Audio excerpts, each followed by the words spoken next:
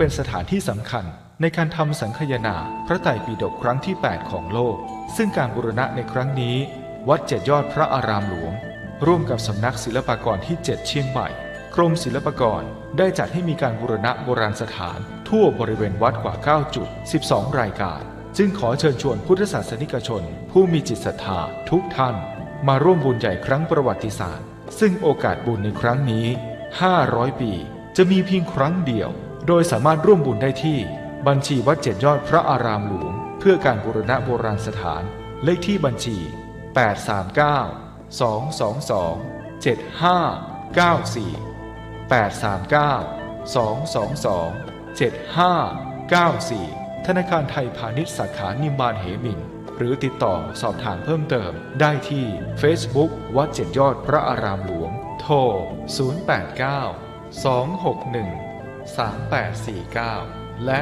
0878630155พ่อขี้เกียจทำงานชาวบ้านรังเกียจเดียฉันต่างประจานคุณพ่อสิ้นดีสงสารคุณแม่ลำบากแท้หาเงินมาให้ได้มาเท่าใดก็ใช้จนหมดไม่มีขัดสนจนยากลำบากคนแค้นเต็มทีอนาคตของลูกริบหรี่ความหวังที่มีมืดมนพ่อดื่มสุราเหมือนกินน้ำตาของแม่พ่อจ๋าฐานะเราแย่หากไม่แก้ความจนแม่เตือนพ่อด่าตบตีแม่ช้ำระกำมองมนซ้ำถูกคนเขานินทากราบเท้าคุณพ่อลูกขอให้หยุดดื่มเหล้าหากมัวแต่เมาคนเขาย้ำหมิ่นเรื่อยมากลับตัวเสียใหม่กลับใจมาพัฒนาพ่อจะมีคุณค่า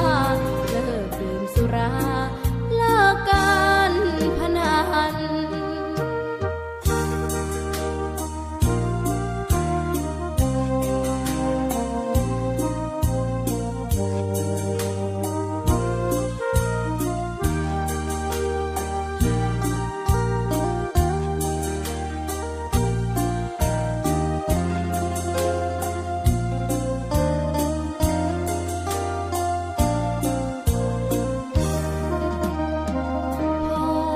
ดื่มสุราเหมือนกินน้ำตาของแม่พ่อจ๋าฐานะเราแย่หากไม่แก้ความจนแม่เตือนพ่อด่าตบตีแม่เสียจนชอกช้ำระกำมองมนซ้ำถูกคนเขานินทากราบเท้าคุณพ่อลูกขอให้หยุดดื่มเหล้าหากมัวแต่เมาคนเขาย้ำหมิ่นเรื่อยมากลับตัวเสียใหม่กลับใจมาพัฒนาก็จะมีคุณค่าเลิกดื่มสุราเลิกการพนัน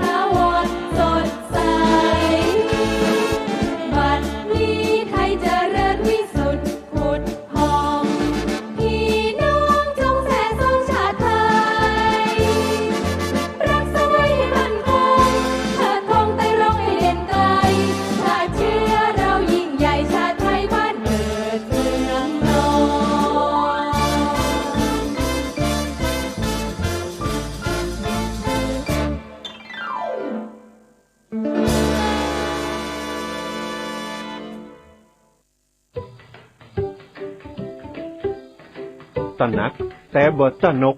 กับเชื้อไวรัสโคโรนาสายพันธุ์ใหม่ 2019 หรือโควิด -19 เฮามาดูแลตัวเก่าคือปลอดภัยจากเชื้อไวรัสกันดีกว่าง่วมแหงง่วมใจ 1. กลิ่นฮ้อน 2. จ้อนกลาง 3. ล้างมือ 4. สวมหน้ากากอนามัย 5. ออกกำลังกายหากมีอาการเหล่านี้ให้รีบไปพบแพทย์ 1. มีไข้สูงมากกว่า 37.5 องศา 2. ไอ 3. เจ็บคอ 4. น้ำมูกไหล 5. หายใจเหนื่อยหอบหายใจลำบากและหลีกเลี่ยงการเดินทางไปประเทศกลุ่มเสี่ยงหรือหากเดินทางจากประเทศกลุ่มเสี่ยงต้องบ่ปกปิดข้อมูลหากบ่แน่ใจรีบเข้าตรวจหาเชื้อที่โรงพยาบาลใกล้บ้านขอให้ทุกคนร่วมรับผิดชอบต่อสังคมป้องกันและเฝ้าระวังการแพร่ระบาดแค่นี้ประเทศไทยก็ห่างไกลจากเชื้อไวรัสโคโรนาด้วยความปรารถนาดีจากเครือข่ายสถานีวิทยุทั่วประเทศ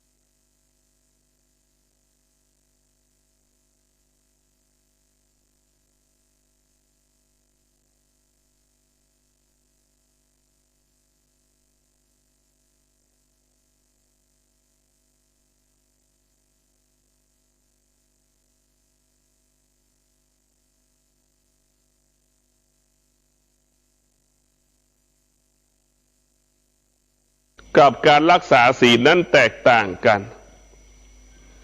เมื่อเราเอาศีลทั้ง5 ข้อมาเป็นเข็มทิศชี้ทางให้เราเดิน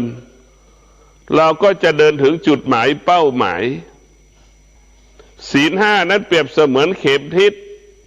ศีล5นั้นเปรียบเสมือนถนนที่เราจะต้องเดินไปตามถนนเช่นกรุงเทพเชียงใหม่เราก็เดินตามถนนสายเอเชียเราก็จะเดินถึงกรุงเทพเดินถึงจุดหมายเป้าหมายชีวิตเราก็เช่นเดียวกัน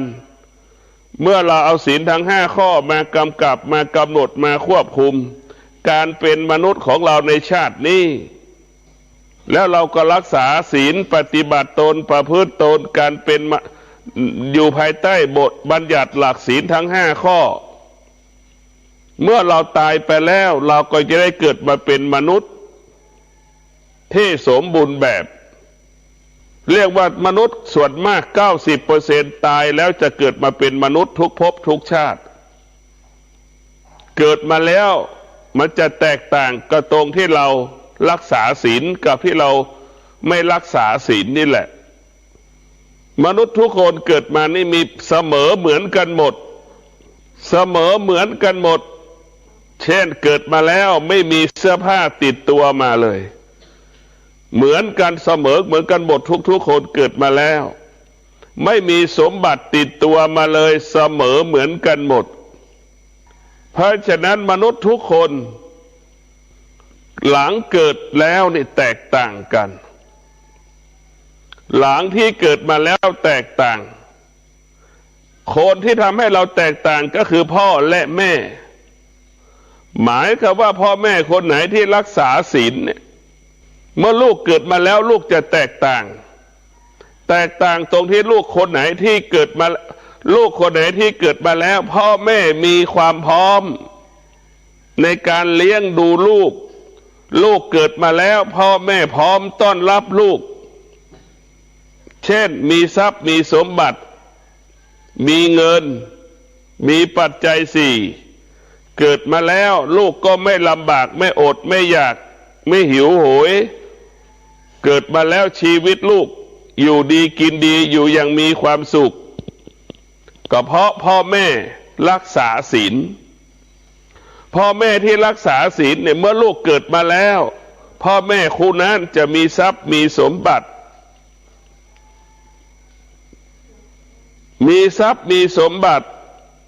ลูกผู้นั้นเกิดมาก็สมบูรณ์ด้วยทรัพย์สมบัติและปัจจัยสี่พ่อแม่ที่ล่วงละเมิดศีลไม่ค่อยรักษาศีลไม่สมบูรณ์ลูกเกิดมาแล้วครอบครัวนั้นลูกผู้นั้นก็จะลำบากความพร้อมในการเลี้ยงลูกมันมีอยู่ในใจแม่แต่พร้อมความวัตถุสิ่งของต่างๆที่จะมาเลี้ยงดูลูกนั้นยังไม่พร้อมเช่นไม่มีเงินเลยเราไม่มีเงินที่จะเลี้ยงลูกที่จะไปซื้อนมให้ลูกไม่มีเงินที่จะซื้อผ้าอ้อมนี่คือการที่บอกแล้วว่าเกิดมานั้นแตกต่างผู้ที่สร้างความแตกต่างก็ได้แก่พ่อและแม่ของเราพ่อแม่คนไหนรักษาศีลพ่อแม่คนนั้นก็จะมีทรัพย์มีสมบัติหาทรัพย์หาสมบัติที่หามาได้ก็รักษาไว้ให้ลูกได้รักษาทรัพย์สมบัติให้เกิดความว่ามั่นคงตลอดกาลลูกคนไหนที่พ่อแม่คนไหนล่วงละเมิดศีลไม่มีทรัพย์ไม่มีสมบัติถึงมีทรัพย์มีสมบัติรักษาไม่ได้พอล่วงละเมิดศีลนี่หาทรัพย์มาแล้วไม่สามารถรักษาทรัพย์นั้นได้นั่นคือพ่อแม่ที่ล่วงละเมิดศีลพ่อแม่ที่รักษาศีลหาทรัพย์มาได้สามารถรักษาทรัพย์ที่หามาได้ให้เกิดความยั่งยืนลูกคนไหนที่ได้พ่อแม่รักษาศีลลูกผู้นั้นโชคดีดวงดีลูกคนไหนที่ได้พ่อแม่เกิดมาแล้วพ่อแม่ล่วงละเมิดศีลลูกคนนั้นก็โชคร้ายก็คือทั้งแม่ทั้งลูกทำกรรมไม่ดีไว้ในอดีตจึงมีกรรมร่วมกันก็คือเกิดคำว่าความทุกข์พ่อแม่คนไหนรักษาศีลพ่อแม่ลูกนั้นก็เกิดคำว่ากรรมดีก็อุดมสมบูรณ์มาให้ลูกเกิดมาแล้วไม่อดไม่ลำบากไม่ทำให้พ่อแม่ลำบากกายลำบากใจเพราะฉะนั้นพวกเราทั้งหลายกรรมดีจะสร้างสรรค์กรรมชั่วจะทำลายและเบียดเบียนชีวิตของเราทุกคนเกิดมาแล้วเสมอเหมือนกันหมด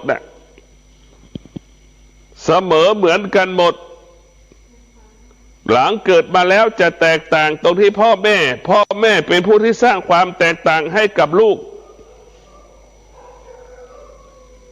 พ่อแม่สืบกันมาปู่ย่าตายายรักษาศีลมาถึงลูกหลานก็รักษาศีลนี่แหละมันก็สืบมรดกก็ทำให้ลูกหลานตระกูลนั้นเป็นเศรษฐีตระกูลนั้นมีทรัพย์ตระกูลนั้นมีสมบัติเพราะเรารักษาศีลคือรักษาสมบัติเราล่วงละเมิดศีลตระกูลนี้ล่วงละเมิดศีลมาตลอดตั้งแต่ปู่ย่าตายายล่วงละเมิดศีลไม่รักษาศีลก็ทำลายทรัพย์สมบัติกินไปวันๆอยู่ไปวันๆมันจึงทำให้เกิดคำว่าความทุกข์ในตัวมันเองเพราะฉะนั้นพวกเราทั้งหลาย สิ่งที่เราพึงปรารถนาสิ่งที่เราพึงปรารถนานั้นก็คือความดีดังเด็กวัดดอนจันทร์เด็กกำพร้าวัดดอนจันทร์เขาเกิดมาพ่อแม่ไม่พร้อมที่จะเลี้ยงเกิดมาแล้วจึงเกิดภาระเป็นปัญหาจึงพามาสู่วัดดอนจันทร์นี่คือความไม่พร้อมของพ่อของแม่เพราะฉะนั้นพ่อแม่คนไหนที่รักษาศีลจะมีความพร้อมในการเลี้ยงลูกทุกลมหายใจเพราะฉะนั้นพวกเราทั้งหลายเมื่อเราเกิดมาเป็นมนุษย์เราดำรงตนใช้ศีลทั้ง5 ข้อกำกับกำหนดควบคุมการดำเนินชีวิตของเราตั้งแต่เราเกิดจนเราตายเมื่อเราตายไปแล้วเราก็จะไปจุติภพภูมิที่ดี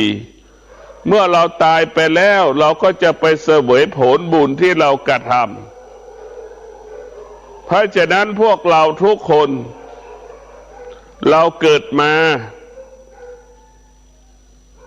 ต้องมาสร้างความดีให้กับชีวิตตนเองสร้างความดีให้กับพ่อแม่ตนเองพ่อแม่ทำความดีให้กับลูกโดยการรักษาศีลเมื่อพ่อแม่รักษาศีลชีวิตพ่อแม่ก็มั่นคงชีวิตพ่อแม่ก็ปลอดภัยพ่อแม่ก็ได้อยู่กับลูกพ่อแม่ได้มีเวลาอบรมสั่งสอนลูกแต่ถ้าพ่อแม่คนไหนล่วงละเมิดศีลชีวิตพ่อแม่ไม่มั่นคงเช่นติดคุกไปติดคุกไม่มีโอกาสอยู่กับลูกไม่มีโอกาสอบรมสั่งสอนลูกมันก็แตกต่างกันพ่อแม่เป็นผู้อบรมพ่อแม่มีชีวิตอยู่กับลูกกับพ่อแม่มีชีวิตไม่ได้อยู่กับลูกแตกต่างคนอื่นๆอบรมลูกก็ไม่เท่ากับพ่อแม่ที่อบรมสั่งสอนลูกบุคคลอื่นๆอบรมสั่งสอนลูกก็ไม่เท่ากับพ่อแม่ที่อบรมสั่งสอนลูกลูกจะจดจำลูกจะทำตามลูกจะจดจำตลอดเวลาไว้อยู่ในใจลูกก็จะทำให้ความสำคัญกับคำว่าพ่อและแม่จิตใต้สำนึกลูกทุกคนจะฟังพ่อฟังแม่โดยอัตโนมัติถึงแม้คำพูดหรือกิริยาอาการแสดงออกเหมือนจะไม่ต้อนรับเหมือนจะไม่ฟังแต่ที่สุดเขาก็น้อมนำมาสู่จิตใจมันเป็นกฎของธรรมชาติและมันเป็นธรรมชาติของมันเหมือนดังพ่อเหมือนดังแม่กับลูกถึงแม้แม่จะโมโหให้ลูกก็โมโหด้วยความเมตตาไม่ได้โหแค่ด้วยอาฆาตพยาบาทแม่โมโหด้วยเมตตาแม่โมโหด้วยปรารถนาดีอยากให้ลูกได้ดีอยากให้ลูกได้สำเร็จความปรารถนาของแม่นั้นลูกก็สัมผัสรู้สึกได้แม่ไม่ได้อาฆาตลูกสักระยะหนึ่งลูกอารมณ์หายแม่อารมณ์หายก็คุยกันต่อมันก็เป็นเช่นนี้เสมอเหมือนกันหมดบ้านทุกหลังเพราะฉะนั้นพวกเราทุกคนพ่อแม่ทั้งหลายต้องมีเวลาให้กับลูกต้องให้ความสำคัญกับลูกทุกวันนี้แม่ให้ความสำคัญเรื่องอาชีพมากกว่าชีวิตของลูกให้ความสำคัญเรื่องเงินมากกว่าชีวิตของลูกจนถึงที่สุดไม่มีเวลาอบรมสั่งสอนลูกไม่มีเวลาเลี้ยงลูกเอาชีวิตลูกไปเป็นให้ลูกจ้างเป็นผู้ดูแลให้บุคคลอื่นเป็นผู้ดูแลมันไม่ถูกต้องเราเรียกว่าลูกพ่อแม่ทุกคนนี่ลูกของตนเองนี่มันไม่มีมูลค่าแล้วก็หาค่าไม่ได้จะกี่แสนกี่ล้านเราจะซื้อลูกขายลูกก็ซื้อไม่ได้ขายไม่ได้มันไม่มี มันมีค่าเหนือกับวัตถุสิ่งของใดๆบนโลกใบนี้เมื่อพ่อแม่ทุกคนรู้ว่าลูกเนี่ยมีคุณค่ามีความหมายกว่าวัตถุสิ่งของใดๆบนโลกใบนี้จะเอาเงินกี่หมื่นล้านมาแลกชีวิตลูกจะเอาสมบัติใดๆมาแลกชีวิตลูกพ่อแม่ก็ไม่ยอมแต่ความเป็นจริงแล้วพ่อแม่จำนวนหนึ่งเอาชีวิตลูกไปให้ลูกจ้างเลี้ยงดูนึกดูกันแล้วกันเหมือนท่านมีสมบัติเป็นหมื่นล้านแต่ให้ลูกจ้างเป็นผู้ดูแลความมั่นคงจะเกิดขึ้นได้อย่างไรความมั่นคงจะเกิดขึ้นได้อย่างไรสมบัติท่านจะยั่งยืนนะโอกาสที่มันจะหายก็มีมากฉันใดลูกจ้างจะเลี้ยงลูกเรานั้นลูกเราจะเป็นคนดีมันเป็นไปได้ยากเพราะลูกจ้างมันต้องตามใจลูกเราอยากได้อะไรมันก็ตอบสนองมันจะไม่ฝ่าฝืนลูกพ่อแม่นะสามารถฝ่าฝืนลูกได้พ่อแม่สามารถฝ่าฝืนลูกสิ่งที่ลูกต้องการได้เพราะฉะนั้นมันจะแตกต่างเราเพราะฉะนั้นผู้เป็นพ่อเป็นแม่ต้องให้ความสำคัญลูกของตนเองเหนือกว่าทรัพย์สมบัติเหนือกว่าปัจจัยสี่นะทุกวันนี้เราเอาชีวิตลูกเนี่ยมันมากประมาณค่าไม่ได้แต่เอาชีวิตลูกไปผูกกับลูกจ้างให้ลูกจ้างเป็นผู้ดูแลอบรมสั่งสอนซึ่งมันผิดกฎของธรรมชาติลูกจ้างเป็นใครไม่รู้นะเป็นใครไม่รู้แล้วเราเอามาเป็นลูกจ้างอยู่ในบ้านนึกดูลูกจ้างเราก็รู้ว่าคือลูกจ้างเรานึกดูนี่เรามีสมบัติแล้วก็ให้ใครไม่รู้มาเฝ้าสมบัติของเราเนี่ยโอกาสสมบัติเราจะหายก็มีมากเพราะฉะนั้นฉันใดให้ลูกให้บุคคลอื่นมาอบรมสั่งสอนลูกจะมีคุณภาพมีประสิทธิภาพนั้นยากเพราะฉะนั้นพวกเราทั้งหลายในฐานะผู้เป็นพ่อเป็นแม่ให้ความสำคัญชีวิตลูกดั่งอาชีพธุรกิจที่เราทำทุกวันนี้พ่อแม่ให้ความสำคัญอาชีพเหนือกว่าชีวิตลูกของตนไม่มีเวลาลูกให้ลูกกับชีวิตลูกของตนมีเวลาให้ชีวิตลูกแค่ไม่กี่ชั่วโมงตื่นเช้ามาพ่อแม่ก็ออกจากบ้านไปทำงานข้ามมาพ่อแม่ก็เข้าบ้านลูกก็จะนอนหลับทำอยู่กับแม่ไม่ถึง3 ชั่วโมงนึกดูเพราะฉะนั้นพวกเราต้องให้เวลาพ่อและแม่ให้เวลาให้กับลูกหรือลูกก็ควรมีเวลาให้กับพ่อกับแม่เพราะฉะนั้นพวกเราทั้งหลายอะไรก็แล้วแต่มันก็สู้ธรรมชาติไม่ได้ธรรมชาติเป็นสิ่งจำเป็นเป็นสิ่งสำคัญที่สุดอะไรก็สู้ธรรมชาติดังเช่นพ่อแม่นี่เป็นธรรมชาติที่อบรมสั่งสอนลูกจะไม่ตามใจลูก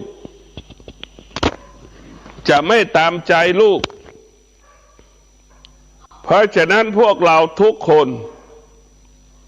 เราต้องพิจารณาชีวิตของลูกเราจะใช้หลักอะไรมาอบรมสั่งสอนลูกเราก็ยึดมั่นเอาศีลทั้ง5 ข้อมาเป็นหลักในการเลี้ยงลูกเอาศีลทั้ง5 ข้อเป็นหลักการอบรมสั่งสอนลูกเวลาเราอบรมสั่งสอนลูกเราต้องเอาศีลทั้ง5 ข้อนั้นมาเป็นแม่บทมาเป็นแผนในการอบรมสั่งสอนเมื่อลูกเติบใหญ่แล้วเราก็ต้องเอาศีลทั้ง5 ข้อมากำกับมากำหนดมาควบคุมเวลาลูกจะคิดใดๆก็ต้องอย่าให้ขัดแย้งกับบทบัญญัติหลักศีล5เวลาพูดใดๆก็จะให้ขัดแย้งกับหลักศีล5การทำการใดๆจะได้ขัดแย้งกับหลักศีล5ความคิดคำพูดของเราถ้าขัดแย้งกับหลักศีล5ชีวิตเราไม่มั่นคงชีวิตเราไม่ปลอดภัยการกระทำของเรานั้นไม่ประสบความสำเร็จไม่เป็นที่ยอมรับเราต้องเอาศีลทั้ง5 ข้อนั้นมากำกับมากำหนดเวลาลูกคิดเวลาลูกพูดเวลาลูกกระท บอกให้เขาเอาศีลทั้ง5 ข้อมากำกับความคิดลูกคนไหนจะคิดความคิดนั้นต้องประกอบด้วยศีลทั้ง5 ข้อความคิดนั้นต้องประกอบไปด้วยความพูดนั้นต้องประกอบไปด้วยศีลทั้ง5 ข้อการกระทำนั้นต้องประกอบไปด้วยศีลทั้ง5 ข้อศีลทั้ง5 ข้อจะเป็นผู้ที่ประกาศความดีงามของลูกเป็นผู้ประกาศเพราะฉะนั้นเราต้องเอาศีลนั้นมาเป็นแผนแม่บทกำกับกำหนดควบคุมความคิดคำพูดการกระทำของลูกถ้าลูกคนไหนเอาศีลทั้ง5 ข้อมากำกับมากำหนดมาควบคุมการดำเนินชีวิตการประกอบอาชีพความคิดคำพูดการกระทำจะเกิดคำว่าประสบความสำเร็จเป็นความจริงตลอดเวลาสิ่งที่เราคิดสิ่งที่เราพูดสิ่งที่เรากระทำเป็นที่ยอมรับของคนทุกคนศีล5 เท่านั้นจะทำให้เราเป็นคนศีล5 เท่านั้นจะทำให้เราเป็นคนปกติคนปกติศีลแปลว่าปกติหมายคือว่าทุกคนเกิดมาแล้วต้องการเป็นคนดี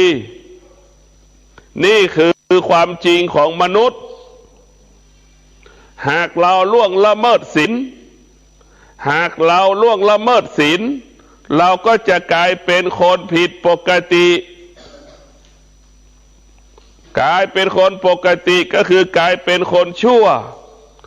เป็นคนที่ไม่มีใครยอมรับนะเป็นคนที่ไม่มีใครยอมรับเพราะฉะนั้นพวกเราทุกคนต้องพิจารณาว่าเวลาเราล่วงละเมิดศีลไปแล้วมันเบียดเบียนมันทำลายตัวเองทำลายชื่อเสียงตัวเองทำลายวงตระกูลของตนเองตลอดเวลาทุกขณะลมหายใจเรารักษาศีลนั้นประกาศความดีชื่อเสียงตนเองชื่อเสียงวงตระกูลของตนเองนี่คือศีล5เป็นผู้ประกาศความดีเพราะฉะนั้นเราก็ต้องย้อนไปอีกว่าคนดีของฉันคนนั้นต้องประกอบไปด้วยศีล5เราจะเห็นได้ว่าคนดีของฉันคนนั้นต้องประกอบไปด้วยศีลทั้ง5 ข้อตั้งแต่หนุ่มสาวจะเลือกคู่ครองเลือกคู่ครองที่ดีก็ต้องประกอบไปด้วยศีลทั้ง5 ข้อเมื่อเราหนุ่มสาวคนไหนได้สามีภรรยามาเป็นครองเรือนว่าศีลเสมอกันแล้วสามีภรรยาคู่นั้นมีชีวิตในครองเรือนและมีความสุขเรียกว่าศีลเสมอกันเป็นปกติคู่นั้นจะปกติอยู่แล้วมีความสุขอยู่แล้วเกิดแต่ความสุขขนาดเดียวกันสามีภรรยาคู่ใดขัดแย้งล่วงละเมิดศีลผิดปกติอยู่แล้วขัดแย้งกันอยู่แล้วไม่มีความสุขเพราะฉะนั้นพวกเราทุกคนจะเห็นได้ว่าศีลนั่นแหละเป็นเหตุให้เกิดคำว่าความสุขศีลเป็นเหตุให้เกิดคำว่าความสุขขนาดเดียวกันเมื่อเราล่วงละเมิดศีลจึงเป็นเหตุให้เกิดคำว่าความทุกข์ศีลจึงเป็นเหตุให้เกิดล่วงละเมิดศีลจึงเป็นเหตุให้เกิดความทุกข์เรารักษาศีลเป็นเหตุให้เกิดคำว่าความสุขปกติเราต้องการความสุขความทุกข์เราไม่ต้องการเพราะฉะนั้นพวกเราต้องน้อมกายน้อมใจเกิดมาแล้วศึกษาเรียนรู้หลักธรรมคำสอนที่พระพุทธเจ้าค้นพบพระพุทธเจ้าจึงได้ชื่อว่าผู้รู้ความจริงของโลกพระพุทธเจ้าจึงได้ชื่อว่าผู้รู้ความจริงของโลกจึงได้นำความจริงของโลกนั้นมาประกาศให้มนุษย์โลกได้รับรู้ความจริงได้แก่ศีลสมาธิปัญญาความจริงได้แก่ศีลสมาธิปัญญาคนทั้งโลกก็ต้องประกอบด้วยศีลทั้ง5 ข้อคนทั้งโลกรักชีวิตตนเอง พระพุทธเจ้าก็ใช้ศีลห้าข้อที่หนึ่งไปจัดการบริหารชีวิตเมื่อเรารักชีวิตของเราเราก็ต้องรักษาศีลเมื่อเรารักษาศีลเราจะไม่ทำลายชีวิตบุคคลอื่นพระพุทธเจ้าบอกให้เรารู้ว่าเรามีสมบัติเราก็หวงแหนสมบัติเสมอเหมือนกันหมดทั้งระบบของโลกมนุษย์ทุกคนก็หวงสมบัติไม่ยินดีไม่ยินยอมให้บุคคลใดมาเอาทรัพย์สมบัติของเราไปล่วงละเมิดทรัพย์สมบัติของเราไปนี่แหละธรรมะจึงเป็นความจริงของชีวิตธรรมะจึงเป็นความจริงของโลกธรรมะจึงเป็นสมบัติของมวลมนุษย์โลกธรรมะจึงเป็นเข็มทิศชี้ทางให้มนุษย์โลกเดินตามพุทธบัญญัติหลักศีลห้าชีวิตเราปลอดภัยชีวิตเรามั่นคงชีวิตเรายั่งยืนชีวิตเรางอกงามศีลห้าเท่านั้นเป็นผู้ปกป้องชีวิตของเรา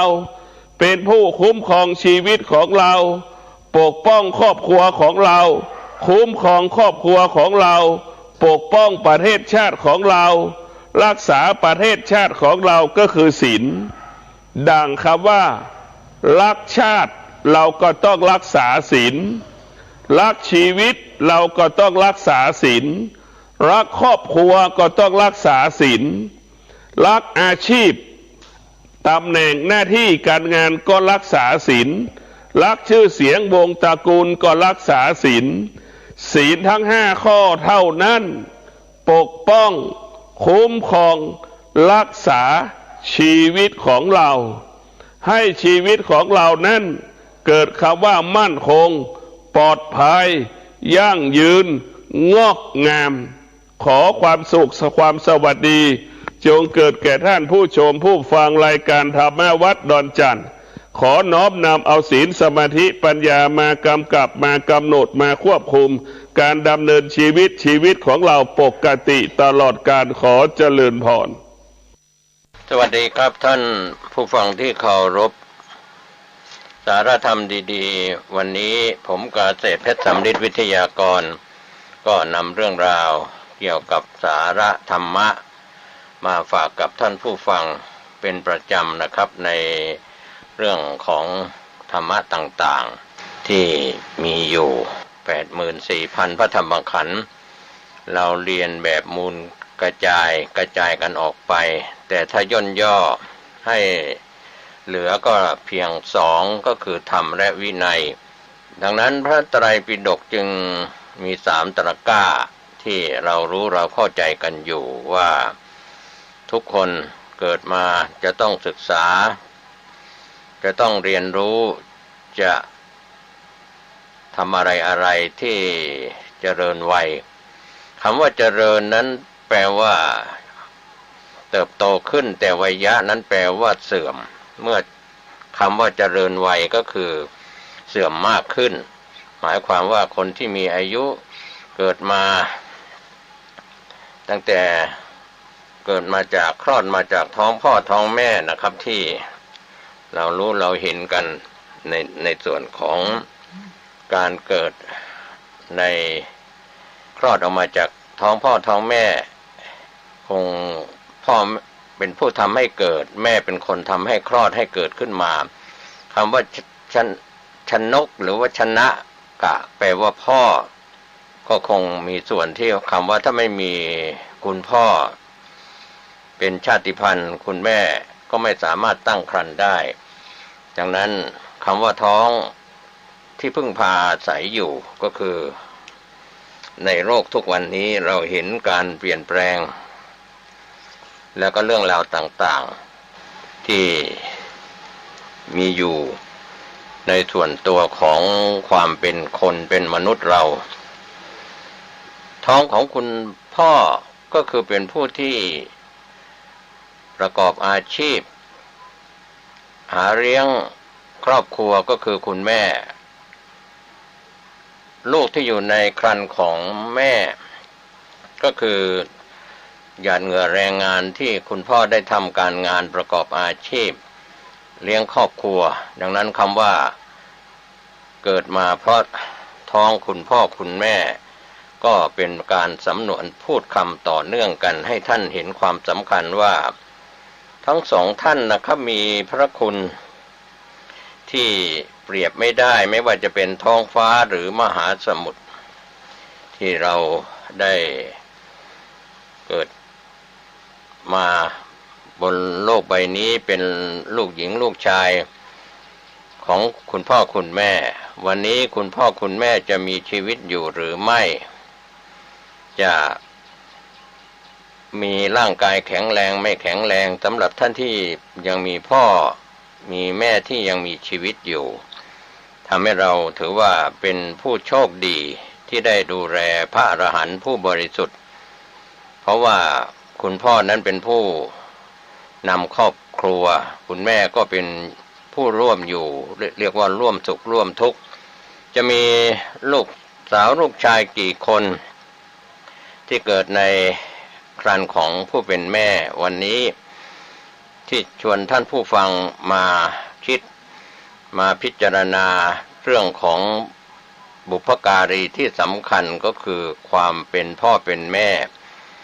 ผู้ให้เลือดให้เนื้อไม่ว่าจะในขณะนี้ DNA ของเรามีส่วนของพ่อของแม่อยู่ในตัวของลูกอยู่แล้วเวลาเราตรวจ DNA ว่าใครเป็นพ่อใครเป็นแม่เป็น DNA ที่ผสมกันแล้วก็เป็นส่วนที่ทำให้เกิดลูกหญิงลูกชายวิทยาศาสตร์การแพทย์สมัยใหม่ที่สามารถพิสูจน์ทราบได้ว่า DNA ของลูกนั้นมีส่วนที่ผสมระหว่างของคุณพ่อกับคุณแม่วันนี้ย้ำเรื่องคำว่าความเป็นพ่อความเป็นแม่ผู้ให้กำเนิดนะครับในทางพระพุทธศาสนาถือว่ามีบุญคุณอันยิ่งใหญ่แม้ลูกชายที่ได้เกิดมาเป็นลูกของพ่อของแม่แล้วได้สู่ร่มเงากาสาวพัสต์บรรพชาเป็นสามเณรอุปสมบทเป็นพระภิกษุหรือสามเณรที่เป็นลูกของพ่อของแม่ออกบวชแล้วไปบิณฑบาตอาหารบิณฑบาตที่พี่น้องศรัทธาประชาชนได้ใส่บาตรอาหารหวานคาวที่เดินไปตามถนนหนทางตรอกซอกซอยต่างๆคนเหล่านั้นที่ใส่บาตรทำบุญเรียกว่าเป็นทายกผู้ให้ฝ่ายชายเป็นทายิกาผู้ให้ฝ่ายหญิงปฏิฆาหกก็คือพระภิกษุสามเณรภิกษุสามเณรเหล่านั้นอาจจะเป็นลูกของพ่อแม่ที่ได้เข้าสู่ร่มเงากาสาวพัสต์แล้วอาหารเหล่านั้นสามารถให้พ่อและแม่รับประทานได้ก่อนสามารถนำอาหารหวานคาวที่รับบิณฑบาตมาให้กับผู้เป็นพ่อเป็นแม่ได้เป็นพุทธานุญาตถือว่าเป็นผู้สูงสุดในความเป็นผู้มีพระคุณที่เป็นบุพการีในส่วนของพ่อแม่นอกจากนั้นในปัจจุบันเราคฤหัสถ์ชายหญิงจะเป็นอุบาสกอุบาสิกาชายหญิงจะอยู่ในเพศใดๆเป็นลูกของพ่อของแม่นะครับเราอย่าลืมบุญคุณก็คือพ่อแม่ที่มีชีวิตอยู่เลี้ยงดูทั้งสองท่านให้ดีหรือท่านใดท่านหนึ่งพ่อยังมีชีวิตอยู่แม่เสียชีวิตไปหรือแม่ยังมีชีวิตอยู่พ่อเสียชีวิตไปหรือเสียชีวิตไปแล้วทั้งสองท่านบุพการีเหมือนร่มโพร่มไทรมีชีวิตอยู่ความรู้สึกอะไรดีๆที่พ่อและแม่มีต่อลูกความรู้สึกอะไรดีๆที่ลูกมีต่อคุณพ่อคุณแม่วันนี้ท้องฟ้ามหาสมุทรว่ามีน้ำมหาสมุทรมีน้ำมากมายท้องฟ้ากว้างใหญ่ไพศาลขนาดไหนแต่ถ้าเราจะมาพรรณนาคุณของคุณพ่อคุณของคุณแม่ก็คงหาที่สุดไม่ได้พ่อแม่ที่ทำให้เราเกิดมีในอดีตชาติพ่อแม่ที่ทำให้เราเกิดในปัจจุบัน และในอนาคตที่เรายังเวียนว่ายตายเกิดอยู่ในวัฏสงสารนี้เราก็คงจะมีพ่อมีแม่ผู้ให้กำเนิดซึ่งเรื่องของกำเนิดมีอยู่4อย่างโอปปาติกะกำเนิดเกิดเป็นมนุษย์เทวดาโดยโอปปาติกะพรหมมนุษย์เทวดาพรหมมนุษย์ในสมัยต้นกลับนั้นก็เกิดโดยโอปปาติกะไม่มีพ่อไม่มีแม่เกิดด้วยอำนาจบุญกุศลต่อมาหลังจากต้นกลับของมนุษย์ได้จางคลายไปก็เป็นมนุษย์ที่เกิดในครรภ์ก็คือในครรภ์ของผู้เป็นแม่ครับก็มีการตั้งครรภ์แล้วก็คลอดออกมาอันนี้ก็เป็นกำเนิดในส่วนที่สองส่วนกำเนิดที่เกิดในไข่อันทชกำเนิดนั้นก็เกิดในไข่สัตว์บางชนิดต้องไปเกิดในไข่แล้วก็ออกจากไข่มาเป็นตัวทั้งมนุษย์และสัตว์เดรัจฉานส่วนที่เกิดในครรภ์ที่เป็นส่วนของมดลูกนั้นก็เป็นส่วนหนึ่งดังนั้นกำเนิดที่เราได้เคยศึกษากันมาโอปปาติกะกำเนิดเกิดด้วยอำนาจของบุญและบาปเกิดในไข่เกิดในครรภ์เกิดในเท่าไข่อะไรต่างๆก็แล้วแต่อันนั้นเป็นส่วนการกำเนิดเกิดของสัตว์ในสังสารวัฏในภพภูมิต่างๆที่เป็นสัตว์อบายโอปปาติกะฝ่ายบาปของสัตว์อบายก็ไม่ได้เข้าท้องไม่มีพ่อไม่มีแม่แต่เกิดด้วยอำนาจของบาปกรรมนะครับสัตว์นรกเปรตอสุรกายสัตว์เดรัจฉานสัตว์เดรัจฉานนั้นยังมีพ่อมีแม่ผสมพันธุ์กันสัตว์มีเท้ามากไม่มีเท้าหรือ2 เท้า4 เท้าอะไรก็แล้วแต่สัตว์เดรัจฉานประเภทต่างๆก็ยังเกิดในไข่เกิดในมดลูกก็มีนะครับสัตว์เดรัจฉานส่วนสัตว์นรกที่เราไม่ได้พูดถึงกันในอบายภูมิที่เราเรียกว่านิรยภูมิภูมิที่หาความสุขไม่ได้หาความเจริญไม่ได้นี่ก็เป็นผลบาปผลกรรมที่เคยทำชั่วทางกายกรรมฆ่าตัดลักทรัพย์เสพกามผิดทำกรรมชั่วทางปากพูดเท็จพูดส่อเสียดพูดคำหยาบพูดเพ้อเจ้อทำบาปทางใจคิดไม่ดีมีความโลภอยากได้ความโกรธมีความลุ่มหลงก็แล้วแต่บาปทางใจก็พาไปสู่อบายภูมิทั้ง4เมื่อจิตใจของบุคคลนั้นก่อนจะตายเศร้าหมองก็มีทุกขติเป็นที่หวังถ้าจิตใจไม่เศร้าหมองก็มีสุคติเป็นที่หวังดังนั้นภพภูมิที่การเวียนว่ายตายเกิดปฏิสนธิเกิดจุติดับแตกดับไปหลายท่านที่เข้าใจในวิถีชีวิตวิถีจิตวิถีชีวิตวิถีที่เป็นอารมณ์ของคนและสัตว์โลกทั้งหลายที่เป็นอบายภูมิทั้ง4มีสัตว์นรกเปรตอสุรกายสัตว์เดรัจฉานถือว่าเป็นอัปภะบุคคลไม่สามารถจะบรรลุมรรคผลนิพพานในชาติที่เป็นสัตว์อบายทั้ง4แต่ยังสัตว์เดรัจฉานที่ไม่ใหญ่กว่าช้างไม่เล็กกว่านกกระจาบที่เป็นนิยตโพธิสัตว์ได้รับการพยากรณ์จากพระพุทธเจ้าในอดีตและแม้จะไปเป็นสัตว์เดรัจฉานก็ไม่เล็กกว่านกกระจาบไม่ใหญ่กว่าช้างเป็นนิยตมหาโพธิสัตว์ที่ได้รับการพยากรณ์แม้จะประมาทพลาดพลั้งไปเกิดเป็นสัตว์เดรัจฉานก็ไม่ใหญ่กว่าช้างไม่เล็กกว่านกกระจาบอะไรอย่างนี้เป็นต้นเป็นตัวอย่างก็ด้วยอำนาจของความประมาทพลาดพลั้งเราเรียกว่าตนบุญก็ประมาทพลาดพลั้งได้หกล้มได้เพราะฉะนั้นวันนี้ถ้าเรามาศึกษาเรื่องของมนุษยภูมิของความเป็นมนุษย์นั้นมีพื้นฐานจากการรักษาศีล 5เป็นอาจินเป็นปกติถ้าเราได้ศึกษาในส่วนของคัมภีร์เรื่องของเขาสุเมรุแล้วเราจะเห็นได้ว่ามนุษย์อยู่โดยรอบเขาสุเมรุว่าอยู่ที่ไหนจักรวาลไหนอย่างไรของเราเป็นชาวชมพูทวีปที่มีอยู่จากอดีตจนถึงปัจจุบันอยู่ทางตอนใต้ของภูเขาสิเนรุ ก็รักษาศีลห้าไม่มั่นคงทำให้อายุขึ้นลงเหมือนน้ำขึ้นน้ำลงของน้ำทะเลยุคใดสมัยใดที่รักษาศีลห้ามั่นคงเป็นปกติเป็นนิจศีลอายุของมนุษย์ในยุคนั้นของชาวชมพูทวีปที่มีหน้ารูปไข่ก็คือพวกเรา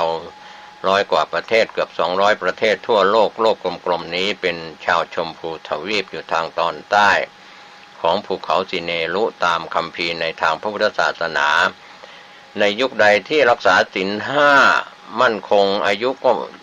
ยืนยาวนานมั่นคงนับจาก10 ปีขึ้นไปเป็น100เป็นพันเป็นหมื่นเป็นแสนเป็นล้านเป็นอสงไขยปีได้ชาวชมพูทวีปนี่ขึ้นลงก็ขึ้นไปสูงสุดแล้วก็ต่ำสุดถึง10 ปีเป็นอายุไขก็มีเพราะอำนาจของการเสื่อมในศีลธรรมอายุก็ถอยลงโดยเฉพาะผู้ที่ทำผิดศีล5ข้อ5ประการที่เราเรียกว่าข่ายกรียุคดังนั้นพระโพธิสัตว์ที่จะลงมาบังเกิดตรัสรู้พระอนุตตรสัมมาสัมโพธิญาณจึงเล็งแลทิพจักขุจากสวรรค์ชั้นดุสิตลงมาที่จะมาบังเกิดในโลกมนุษย์มีการพิจารณาปัญจวิโลกนะหลายอย่างหลายประการ5ประการโดยเฉพาะมีข้อหนึ่งก็คืออายุของมนุษย์ที่เกิดในโลกมนุษย์ชาวชมพูทวีปที่พระโพธิสัตว์จะลงมาบังเกิดปฏิสนธิในครรภ์พระมารดานั้นในยุคใดถ้าอายุขัยของมนุษย์ต่ำกว่า100 ปีสูงกว่าอสงไขยปีเรียกว่าเกิน100,000 ปีไปถึงอสงไขยปีระหว่าง100,000ไปถึงอสงไขยปีแล้วก็ต่ำจาก100ลงมาพระโพธิสัตว์ก็จะไม่ลงมาบังเกิดก็อยู่ในห้วงเวลาระหว่าง100 ปีถึง100,000 ปีดังนั้นที่เราได้ศึกษาพระพุทธเจ้าที่ตรัสรู้ในอดีตที่ผ่านมาจะมีอายุระหว่าง100,000 ปีถึง100 ปีสูงสุดก็คือ100,000 ปีเกิน100,000 ปีก็ไม่มาต่ำกว่า100 ปีก็ไม่มาบังเกิดเพราะเหตุผลว่าอายุที่ต่ำกว่า100 ปีอายุขัยของมนุษย์ต่ำกว่า100 ปีของชาวชมพูทวีปนั้นก็จะผิดศีลมากขึ้นไม่เอาศีลไม่เอาธรรมมากขึ้นก็ทำให้ปัญหาต่างๆเกิดขึ้นกับสังคมมนุษย์ก็คือผิดศีลทั้ง5ข้อใดข้อหนึ่งบั่นทอนชีวิตบั่นทอนจิตใจโรคภัยไข้เจ็บสงครามการเบียดเบียนกันการรังแกกันสงครามกลางเมืองสงครามต่างๆที่เกิดขึ้นในระหว่างประเทศหรือจะเป็นสงครามโลกหรือสงครามเชื้อโรคก็แล้วแต่ในปัจจุบันที่หลายคนเข้าใจว่าเป็นสงครามเชื้อโรคสงครามชีวภาพนั่นก็เป็นเรื่องของนานาจิตต่างๆคนต่างคิดต่างจิตต่างใจก็เป็นเรื่องของวิทยาศาสตร์การแพทย์ในสมัยปัจจุบันว่าสถานการณ์โควิด -19 ที่เกิดขึ้นก็ทางคุณหมอคุณพยาบาลวิทยาศาสตร์การแพทย์ครับก็เป็นส่วนที่เราจะได้รับรู้รับทราบว่าอย่างทันสมัยในการค้นคว้าวิจัยของวิทยาศาสตร์การแพทย์เชื้อโรคต่างๆมีกล้องที่สามารถส่องเห็นมองเห็นเชื้อโรคและก็สามารถเยียวยาแม้ในเชื้อไวรัสก็มีการเปลี่ยนพันธุ์สายพันธุ์กลายพันธุ์อะไรต่างๆมากมายวันนี้โรคภัยไข้เจ็บที่เข้ามาเบียดเบียนเพื่อนเกิดแก่เจ็บตายที่เป็นเพื่อนมนุษย์ด้วยกันในปัจจุบันก็เป็นยุคที่ต่ำกว่า100 ปีมา 2,500 กว่าปีอายุขัยของมนุษย์เราลดลงไป25 ปีเมื่อถึง 2,500 ก็ลดลงไปเหลือ75 ปีเป็นอายุขัยและจะลดลงไปอีกเรื่อยๆถือว่าเข้าข่ายกาลยุคมาแล้วยุคแห่งการเข็นฆ่ามาแล้วได้ 2,500 กว่าปีมาแล้วจนถึงไขลงชาวชมพูทวีปอายุน้อยลงสั้นลงเพราะผิดในศีลทั้ง5ข้อมากขึ้นไม่เอาศีลไม่เอาธรรมศีลธรรมไม่กลับมาโลกาจะพินาศก็เป็นอย่างนี้เพราะว่าศีล5ข้อ5ประการเป็นผู้ปฏิบัติทุศีลเป็นศีลวิบัติไม่ว่าจะเป็นนักบวชหรือชาวบ้าน ไม่เห็นความสำคัญของศีลห้าศีลแปดศีลอุโบสถศีล10ศีล227หรือ311ของภิกษุณีก็แล้วแต่นักบวชหรือไม่ใช่นักบวชฆราวาสชายหญิงเราทั่วๆไปเนี่ยก็รักษาศีลห้าได้ไม่ครบได้ไม่ครบถ้วนได้เป็นบางข้อ5ข้อบางท่านก็ได้4ข้อ3ข้อ2ข้อหรือได้1ข้อหรือไม่ได้เลยก็เสียหายทั้งหมดก็เป็นความวิบัติคำว่าวิบัตินั้นก็เสียหายอายุมั่นยืนยาวที่จะสบายกายสบายใจอาหารก็เป็นพิษนะครับการบริโภคอาหารอากาศก็เป็นมลภาวะสิ่งแวดล้อมก็ไม่ดีทั้งในน้ำในทะเลในท้องฟ้ามหาสมุทรหรือในแผ่นดินในดอยในป่าอะไรต่างๆก็แล้วแต่ความเป็นพิษเป็นเชื้อโรคก็เกิดขึ้นดังนั้นในยุคนี้แม้ว่าเราจะมีอายุขัยถึง75ปีเป็นอายุขัยก็ถือว่าโชคดีต่อไปในอนาคตจะนานเท่าไหร่100 ปีลดลงไป1 ปีของอายุขัยของมนุษย์เรานะครับท่านผู้ฟังก็จะลดลงไปจนถึงเหลือ10 ปีก็คนก็จะเหมือนสัตว์เดรัจฉานนะครับเสพกามเสพสมกันไม่รู้ว่าเป็นใครพ่อแม่ลูกหลานเสพสมกันผิดจากทำนองครองธรรมผิดจากศีลธรรมมากมายอายุก็เรียกว่าฆ่ากันยกแห่งการเข็นฆ่าคนที่รักในคุณงามความดีในยุคมนุษย์มีอายุ10 ปีเป็นอายุไขก็มาปรงสังเวชว่าที่เรามีอายุน้อยลงเข็นฆ่ากันมากขึ้นหลบลี้หนี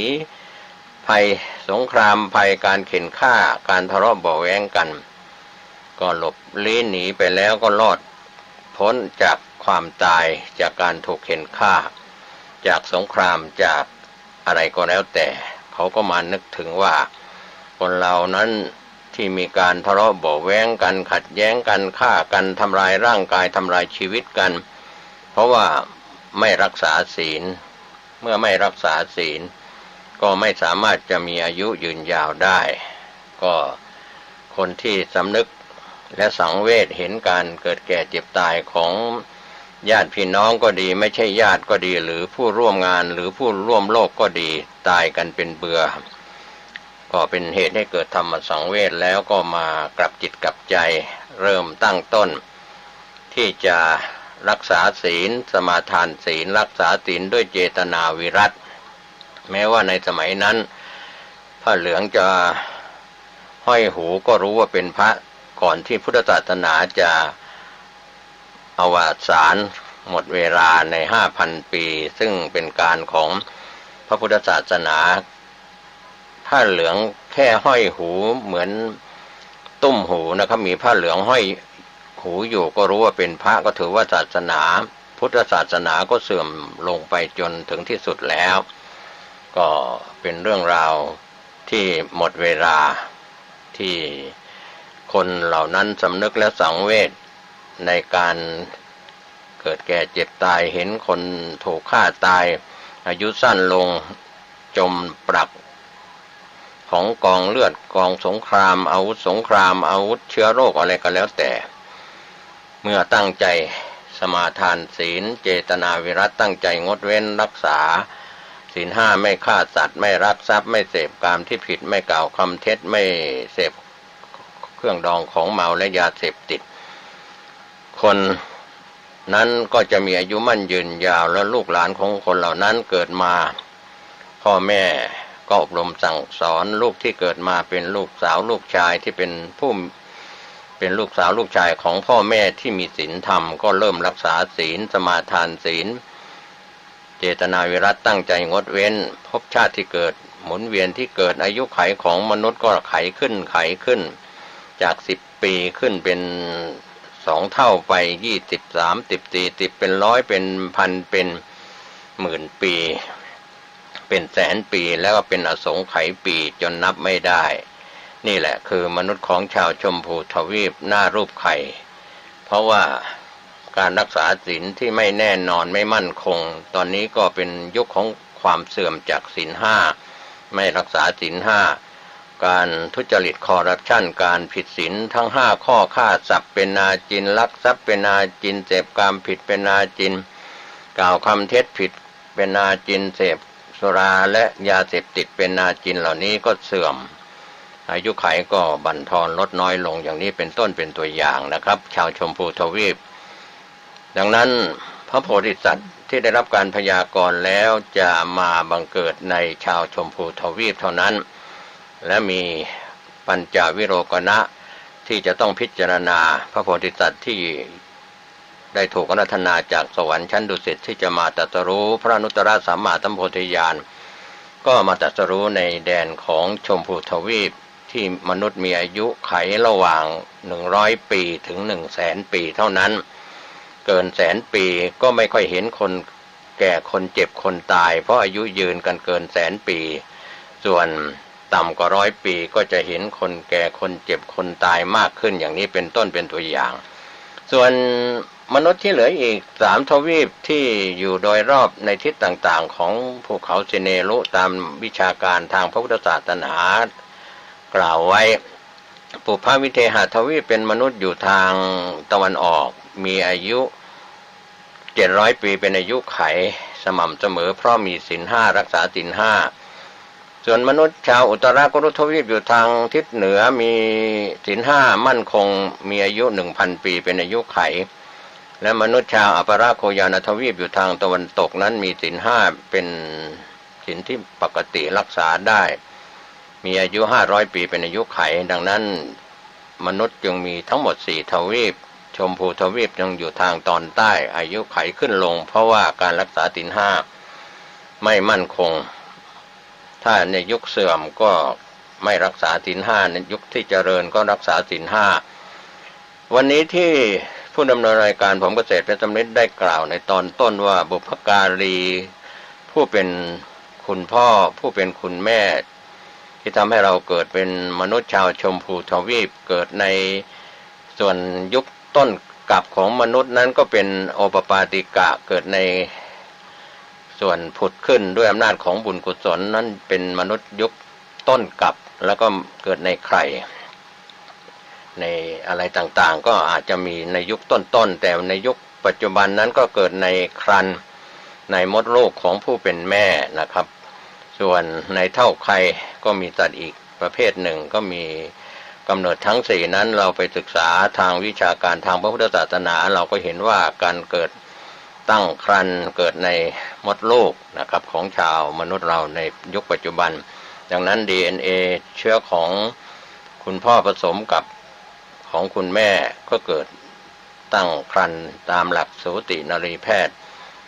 ที่ได้ศึกษาวิชาการในการที่สูตินรีจะเห็นได้ว่ายุคปัจจุบันนั้นมีการอุลตราซาวด์เห็นการเติบโตของเด็กที่ตั้งครรภ์ในมดลูกในไข่มาเป็นในครรภ์มดลูกต่างๆเจริญพันธุ์ตามอายุไขตามวัยต่างๆดังนั้นวันนี้พระอรหันต์ตัวจริงก็คือคุณพ่อคุณแม่ทั้งที่มีชีวิตอยู่และล้มหายตายจากไปแล้วลูกสาวลูกชายของพ่อแม่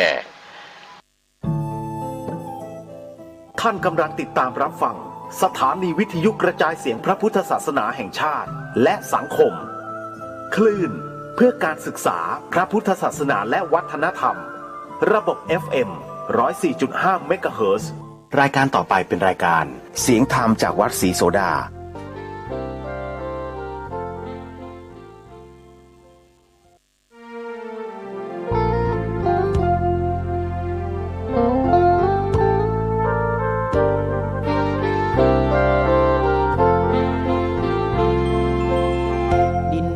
ถิ่นดงธุรกันดารมีนามเรียกขานของศิษย์พระตถาคตผู้ออกเผยแผ่ธรรมะแก่ผู้ราชนมิให้มองมนปลดทุกข์ด้วยทางธรรมธรรมจาริกธรรมจาริกธรรมจาริกถึงอยู่กลางป่าหรือว่ายอดดอย ท่านไม่เคยถอยเฝ้าคอยชี้นำให้ใช้ธรรมะขององค์พระพุทธธรรมให้ใจสุขล้ำน้อมนำทำกรรมดีธรรมจาริกธรรมจาริกธรรมจาริกเร่งพัฒนาการอยู่การกินให้มีชีวิตสุขสันต์เปรมปรีพบแสงสว่างส่องทางสร้างความดีให้มีความสุขความทุกข์หายไปธรรมจาริกธรรมจาริกธรรมจาริก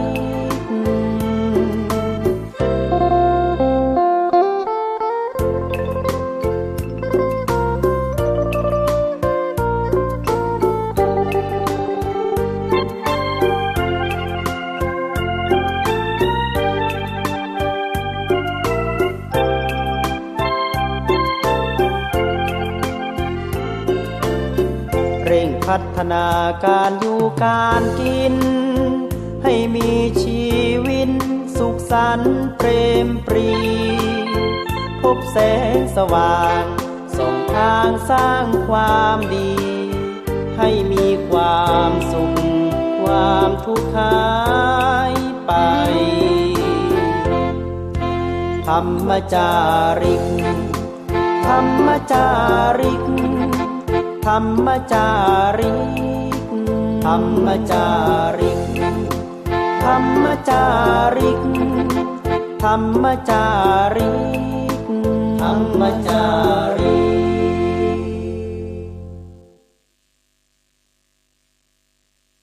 กขอตั้งจิตอธิษฐานกราบอาราธนาคุณพระศรีรัตนตรัยมีอานุภาพแห่งพระพุทธเจ้าพระธรรมพระสงฆ์และกุศลขันธ์คือคุณงามความดีที่ท่านสาธุชนทั้งหลายได้บำเพ็ญมาในอดีตและกำลังจะทำเวลานี้เป็นต้นว่าการให้ทานรักษาศีลและเจริญเมตตาภาวนาพระสยามเทวาธิราชสิ่งศักดิ์สิทธิ์ทั้งหลายอันมีพระบรมธาตุเจ้าโดยสุเทพและครูบาเจ้าศรีวิจัยเป็นต้นวันนี้เวลานี้ขอกราบราธนาและเชิญชวนสิ่งเหล่านี้ได้มาคุ้มครองมาปกปักรักษาท่านผู้ฟังทั้งหลายทุกท่านขอให้มีความสุขกายและสุขใจสุขทั้งกายนั้นขอให้ท่านทั้งหลายปราศจากโรคภัยไข้เจ็บอันร้ายแรงสุขทั้งใจนั้นขอให้ท่านทั้งหลายปราศจากความโลภความโกรธและความหลงความอิจฉาริษยาความอาฆาตพยาบาทซึ่งกันและกันขอความสุขอันสมบูรณ์นี้บังเกิดมีแก่ท่านทั้งหลาย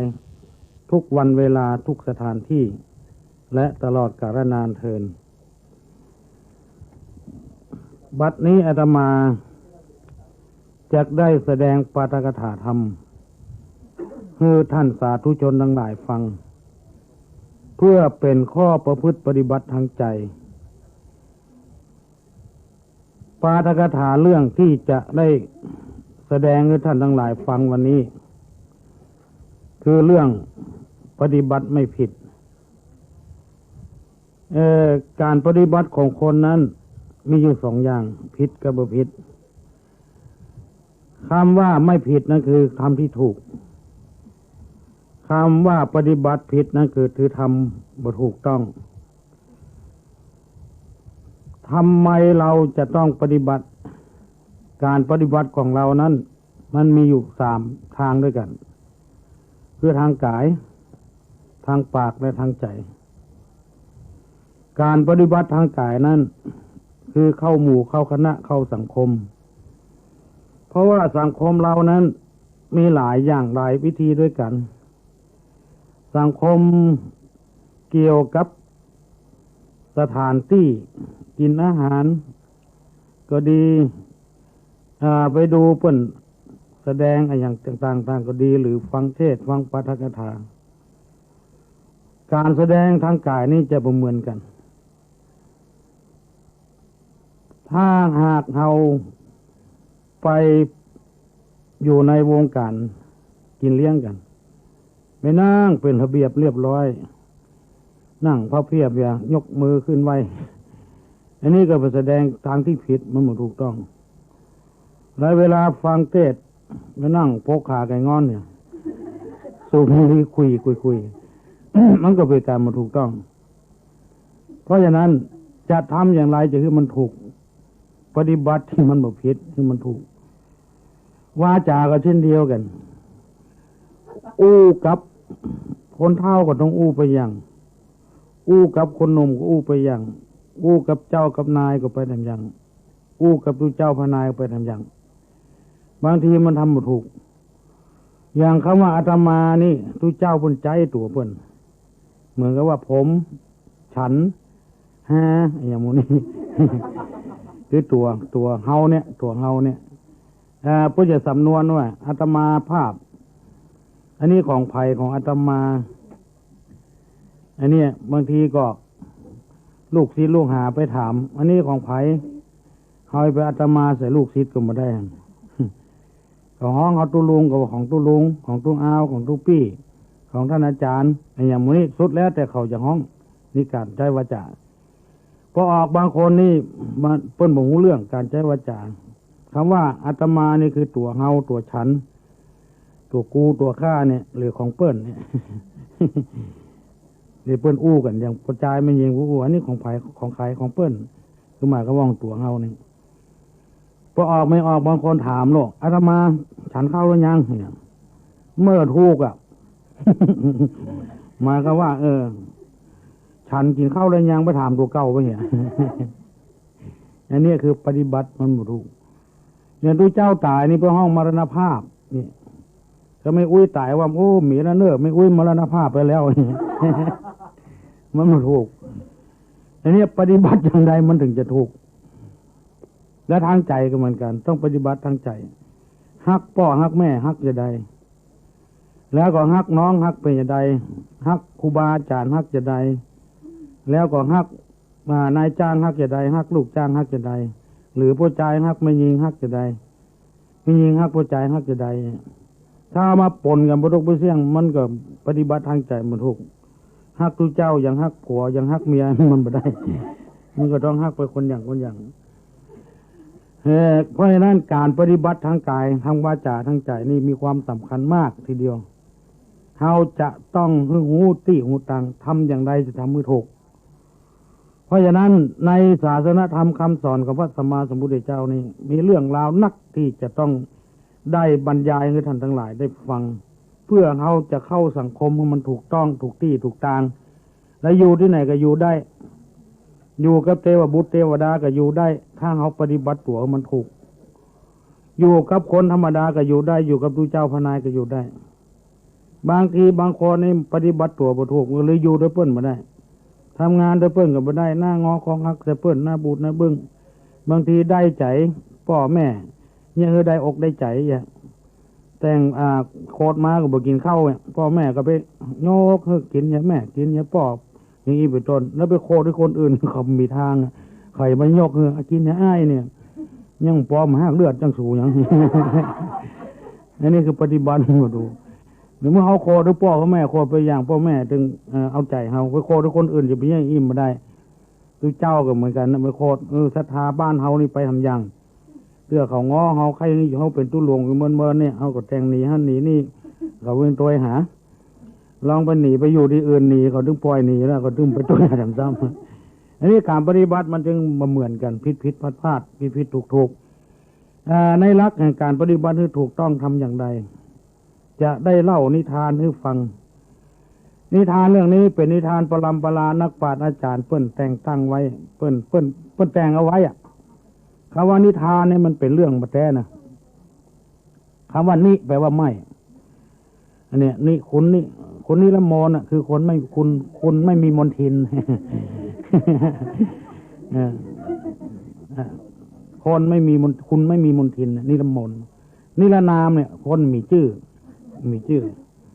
คำว่านิก็คือไม่นิทาน ทานะนี่แปลว่าให้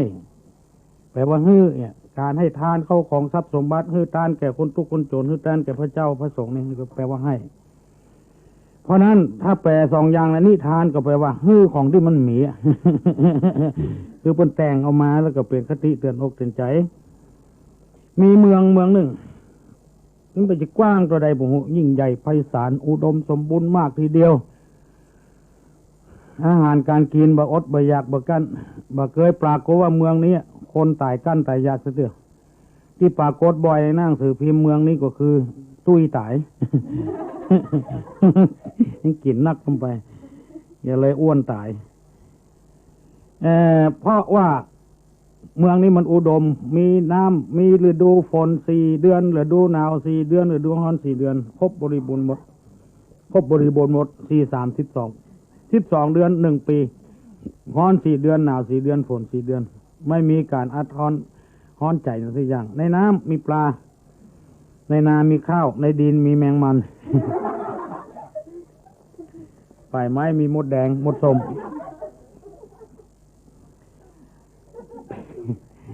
แล้วเป็นโชคของชาวบ้านเจ้าเมืองนี้คือเมืองนี้มีพระเจ้า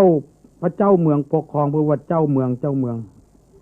อย่างเมืองเฮาแต่ก่อนนี่ก็มีเจ้าเมืองปกครองแบบสมบูรณาญาสิทธิราชย์เจ้าเมืองนี่ออกกฎหมายคนเดียวใช้ได้ทั่วประเทศแล้วเป็นเจ้าเมืองของเมืองนี้มีพระราชาผู้ปกครองแผ่นดินออกกฎหมายคนเดียวบ้านเมืองอยู่ร่มเย็นเป็นสุขมากเพราะพระเจ้าเมืองนี้ตั้งอยู่ในทศพิธราชธรรมคือธรรม10 ประการมีกฎหมายมาตรา1ออกมาว่าผู้ใดลักงัวลักควายไปฆ่ายับได้คาหนังคาเขาเอาไปสอบสวนรับสารภาพเอาไปติดตาราง2 เดือนคนใดลักพริกลักมะเขือไปกินยับได้เอาไปตีคอก5 ปี มาดูกฎหมายนี่เขาจะพอในสายตาเขาบยุติธรรมเลย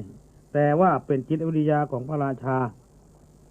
เพราะว่างัวควายนั้นมันเป็นเรื่องที่ยากกว่าที่จะเลี้ยงเป็นตัวใจเป็นหลายปีแต่พริกมะเขือเนี่ยปลูกที่ไหนก็เป็นพริกเป็นมะเขือยิ่งบ้านเฮาก็อุดมสมบูรณ์กูอย่างมันขี้ข้านมันปลูกฝังลักของเพื่อนไปกินก็ไปติดคอกก็ต้องทรมานจะ5 ปีแต่มันออกมาลักแถมเขาแถม5 ปีอะ ต่อกันไปนะเบื่อที่จ้างได้ยังปรากฏว่าบ้านเมืองอยู่ในภาวะที่สงบมาก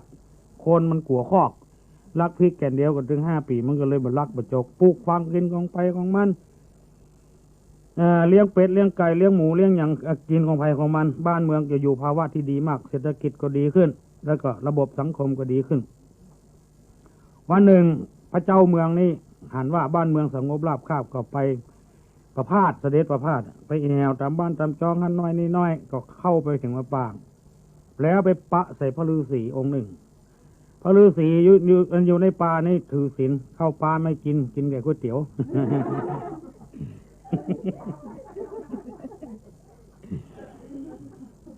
กินหัวมันลูกไม้แทนเข้ากิริยาวาจาอย่างดีทุกอย่าง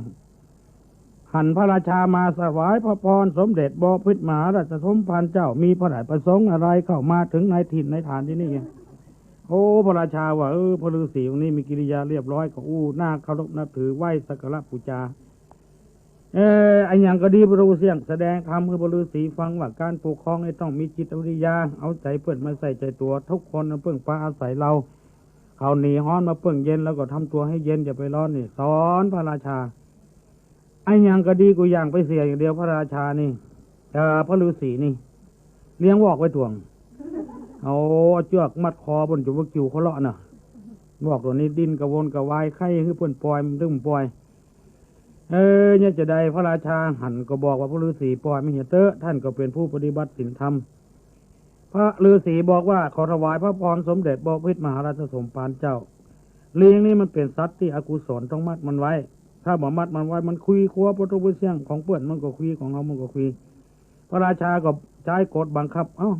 ถ้าพระราชาจะให้อาตมาปล่อยวอกอาตมาก็จะปล่อยแต่ว่าพระราชาต้องไปแก้กฎหมาย2 ข้อนั้นเอาลักพริกแก่นเดียวบ่ได้ตีข้อถึง5 ปีบ้านไหนเมืองไหนไม่จะทำกันไม่ถูกต้องพระราชาบอกว่าพระคุณเจ้า บ้านเมืองสงบราบคาบก็เพราะกฎหมาย2 มาตรา 2 ข้อนี่นะอย่างไรก็ตามเถอะเจ้าบ้านเจ้าเมืองผมพอใจถ้าแก้ได้อาตมาก็อย่าปล่อยวอกได้เถียงกันไปเถียงกันมาพระราชาก็เลยตกลงเมื่อพระราชาตกลงอาตมาก็โอเค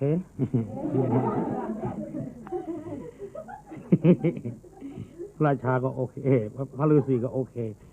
แล้วพระราชาก็เสด็จเข้าบ้านมาใจประกาศทำไมใจกฎหมายแบบประชาธิปไตยพี่น้องทั้งหลายลองฟังเถอะอย่างเฮาถึงวันเนี่ยเฮาประชาธิปไตยมา50 กว่าปีมาแล้ว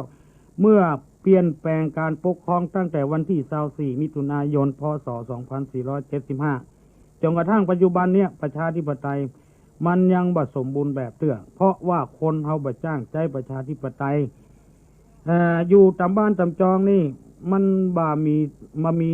อู้ง่ายๆว่าบ่มีมารยาทบ่มีศีลธรรมอย่างเลยอยู่2 คนผัวเมียเนี่ยเปิดวิทยุอย่างห้องหนังลองคืดพอลงไม่ฟังอย่างใบฟังอย่างบอดลำเหลืองแจ้งไปแจ้งเอาละเปิดละบึดอย่างบึดเปิ้นเนี่ยมาลูกกันที่ไหนเดี๋ยวมันเอาหันน่ะบึ้งบังอันนี้มันประชาธิปไตยลำไป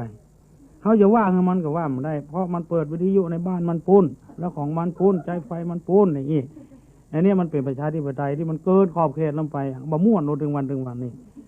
รถมีต่อไอเสียเพื่อดึงขายค่อยบ้านค่อยเมืองมาเอาใส่ทอดต่อไอเสียออกเนี่ยขี่ขึ้นล่องเตื้อเขาพอสะดุ้งสะเด็นว่าอย่างนี้มันก็ไม่ได้เพราะมันขี่บนถนนพุ่นมันไม่ใช่ขี่บ้านเฮาอย่างเนี้ยอันนี้ประชาธิปไตยแล้วไผว่าม่วนพวกมันก็บ่ม่วนมันก็เดือดร้อนแหละชาวบ้านชาวเมืองหันว่าโอ้พระราชากฎหมายแบบนี้ใจบ่ได้แล้วเพราะมันคนเฮานี่มันบ่ฟังบ้านฟังเมืองอะไรอย่างมันเอาใจตัวเองว่ามันมีศีลมีธรรมขอฮือเปลี่ยนแปลงปกครองแบบเก่าเถอะพระราชาก็บอกว่าเรานะมีสัจจะนะไปขอกับพระฤาษีในป่าแล้วว่าจะใช้กฎหมายแบบนี้พระฤาษีองค์เดียวบ่ได้ไปขอร้องประเทศเถอะเนี่ยถ้าในที่สุดมาก็เพราะความอินดูสงสารชาวบ้านชาวเมืองที่ยังดีๆอย่างหมู่เฮาเนี่ยอย่างพวกออกไม่ออกมานั่งฟังเนี่ยดีกูคนน่ะมันก็เดือดร้อนหรอกคนดีเป็นโรคประสาทไปเห็นแล้วนี่จะได้ก็เลยปัดไปทำไมเข้าไปป่าไปเสาะหาพระฤาษีที่ไหนก็ไปเจอพระฤาษีก็เดือดร้อนอย่างเดียวกันก็ไฟไหม้กุฏิเหี่ยพระทุกเสียงมามีเหลือก็เจ้าละท่านพระฤาษีหายไปไหนโมโหเสาะไปเสาะมาไปปะใส่โพรงไม้หนวดเนิดงอประตุกประเสียงหน้าเราโอ้พระฤาษีบอกบุญบังคับแล้วพระราชาก็เข้าไปกราบโอ้พระฤาษีทำไมกุฏิไฟไหม้หมดและทำไมท่านต้องมาอยู่โพรงไม้เพราะอะไรพระฤาษีเพิ่งก็เทศนาหรอกทุกเพื่อนเจ้าแคว้นเต้นเนี่ยขอถวายพระพรสมเด็จบ่อพิตรมหาราชสมภารเจ้าการที่อาตมาอยู่โพรงไม้นี่ก็ดีการที่ไฟไหม้กุฏิอาตมาก็ดีก็เป็นเพราะพระราชานะเป็นต้นเหตุมาหาอาตมาไม่มาดีๆมาบอกให้อาตมาปล่อยลิง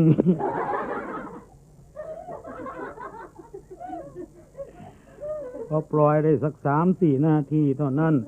มันก็จับดุนฟืนอันที่มีไฟอยู่มาขึ้นบนหลังคากุฏิอาตมาไฟก็ลุกมาพอดีแล้วก็ไหม้กุฏิอาตมาหมดเนื้อประดาตัวจนไม่มีอะไรหนวดเนิดงอไปหมดว่างก็มีด้วยประกาศรัชนียังมีหน้ามาเตะอยู่ เนี่ยเป็นนี้อ่ะมาดีๆมาหาบอกเนี่ยอาตมาปล่อยวอกพอปล่อยได้กำเดียวนะมันก็กำดุนหลัวที่มีไฟขึ้นบนหลังคาบนไฟไหม้หลังคาอาตมาล่นพระบุตรในเนี่ยเป็นต้นเหตุแล้วพระราชาจะเสด็จมันยิ่งใหญ่พระราชาก็เลยบอกว่าผิดกรรมเดียวเดี๋ยวอภัยให้กันบ้างสิ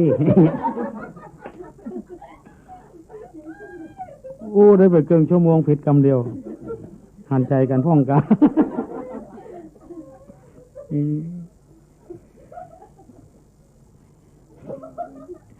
พระราชาเสด็จมาทำไมพระราชาก็เลยฟังเรื่องราวต่างๆเนี่ยที่สุดก็พระราชากับพระฤาษีก็ปรึกษาหารือกันว่าเขาจะใช้กฎอย่างเก่าพระฤาษีก็จะมัดลิงไว้และพระราชาก็จัดใช้กฎหมายอย่างเก่าอย่างเดิม แล้วก็เสด็จนิวัตรกระทรวงนครประกาศนะใช้กฎหมายอย่างเก่าอย่างเดิมพระราชาใช้การปกครองแบบนี้ดีขึ้นมาแล้วก็ประสบผลสำเร็จเพราะว่าการประชาธิปไตยคนในมันบางทีมันก็เกินขอบเขตอย่างเอางูบ้านเมืองมันวุ่นวายเนี่ยจนบริหารงานอย่างบ่เป็นบึดหมอหนึ่งจะประท้วงบึดหมอหนึ่งจะอภิปรายสะปะสะพื้นงานที่เขาจะต้องทำต่อไปบ่มีอย่างแล้วไม่ได้ทำอยู่เลยไอ้นี่คือประชาธิปไตยมันขอบเขตบึดอันหนึ่งนั่นเองมันมาดูตั้งทำเรื่องบึดหมอหนึ่งจ่องอย่างเขาจะออกวัดมาเนี่ยบึดหมอหนึ่งมาถือไข้หุยให้แล้วต้องพูดกับมาเดือดมาอย่างจ้าอย่างนี้เป็นต้นเนี่ยการดำเนินงานของประเทศชาติบ้านเมืองถ้ามีคนหนึ่งจองมันก็เป็นอย่างนี้อันนี้พระราชาก็ใช้กฎหมายอย่างเก่าอย่างเดิมละพระใครไผ่ขโมยพริกไปกินติดคอก5 ปีเลย อย่างนี้มันอยู่มันเด็ดขาดเพื่อความเด็ดขาดเนี่ยพระฤาษีก็มัดวอกไว้เหมือนมันดิ้นไปตวงไปที่ไหนแล้วก็บำเพ็ญฌานสำเร็จในที่สุดมาบ้านเมืองก็สำเร็จลุล่วงโดยดีท่านทั้งหลายลองฟังว่านิทานที่เพิ่นฮื้อมาเนี่ยเป็นคำสอนอะไรคือพระฤาษีอะไรคือพระราชาและอะไรคือลิงทั้ง3อย่างเนี้ยถ้าเอามากำหนดกฎเกณฑ์อยู่ที่ในสภาพที่เราอยู่ถึงวันเนี่ยลิงตัวนั้นคือใจที่เป็นอกุศลแล้วพระราชาคือกฎหมายและพระฤาษีคือศีลธรรมพระฤาษีเนี่ยมันเชือกอันหนึ่งศีลธรรมนี่เป็นเชือกอันหนึ่งกฎหมายเป็นเชือกอันหนึ่งและใจของเขาเนี่ยถ้าเขาอย่าไปปล่อยปะละเลยมันเลื่อยมันถึงมันได้เขาจะต้องมัดมันไว้เขาต้องกลัวกฎหมายเพราะกฎหมายเขาปากันสร้างเขากับปากันทำเขาก็ต้องกลัวกฎหมายถ้าบ่มัดมันไว้บ่กลัวกฎหมายยังเขางูหันกันขนาดเป็นรัฐมนตรีเป็นผู้ช่วยรัฐมนตรีเป็นแก่เป็นแคว้นเอาหมดมันบ่มัดมันไว้ปล่อยมันจะกล้าไม่เถื่อนจะกล้าฟินเถื่อนกล้าอาวุธเถื่อนกล้ามันจะไปแจ้งไปด่าไผ่มันปล่อยปะละเลยไปเลยเพราะเนี่ยเขาจะต้องมัดมันไว้เอาพระราชาเนี่ยคือกฎหมายเนี่ยมัดตัวเขาไว้แต่มันมีไผ่มามัดนอกจากตัวเขางูตัวเก่ามันพิษแล้วเขาก็ต้องมัดมันไว้อย่างความบดีบดักทั้งกายทั้งวาจาทั้งใจเนี่ยเขาจะไปด่าไปแจ้งเพื่อนจะไปเล่าขวัญเพื่อนเนี่ยขี่เข้างานแล้วมูลีขี้โยเหยเบ้าเนี่ยขึ้นต้องเนี่ยเขาออกบ้านไปมันบดีเราไปเล่าขวัญเพื่อนเขาก็มัดวอกตัวนั้นไว้เนี่ยมันเนี่ยการบ้านการจ้องเนี่ยปฏิบัติปัดโปของให้อย่าล้างถ้วยล้างจานเนี่ยมันมัดมันไว้ได้พระสงฆ์พระเจ้าที่ทำมาอย่างพิษพระภาคก็อย่างเนี้ยคือบ่มัดใจไว้ถ้ามันมัดใจไว้มันก็มีปัญหาดีอย่างเขาว่าไม่มีปัญหา อันเนี้ย นั้นมีปัญหาแล้วเพราะนั้นดวงจิตดวงใจกายวาจาใจที่เขาว่าเนี่ยเขาจะต้องมันมี3อย่างเนี่ยมี3อย่างที่มันจะประพฤติชั่วกายก็ประพฤติที่บดีวาจาก็ประพฤติที่บดีและใจประพฤติที่บดีจะทำยังไง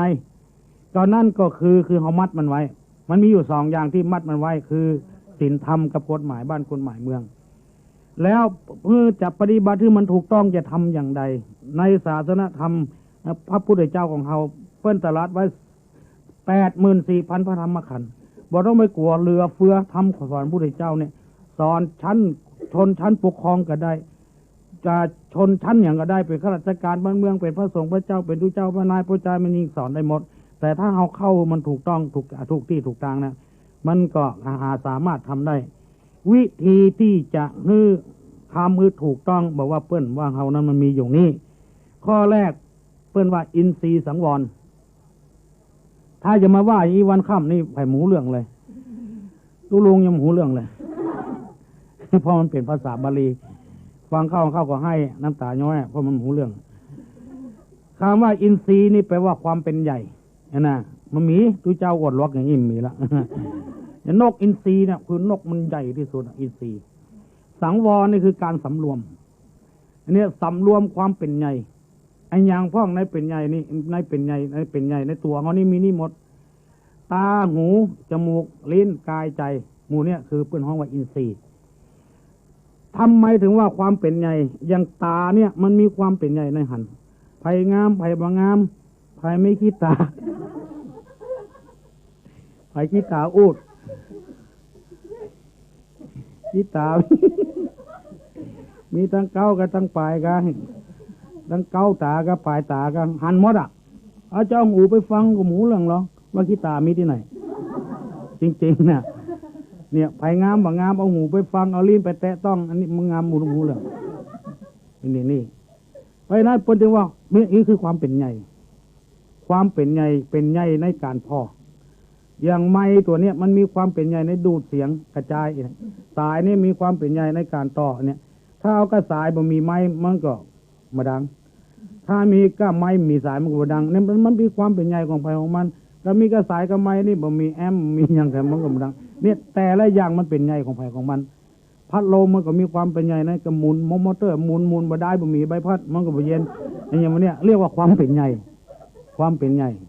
เคี้ยวเนี่ยมีบดอาหารถ้ามีเคี้ยวก็อาหารกินเข้าไปมันก็บ่บดบ่ย่อยนั่นมันมีความเป็นใหญ่อย่างนี้เพิ่นถึงว่าของอินทรีย์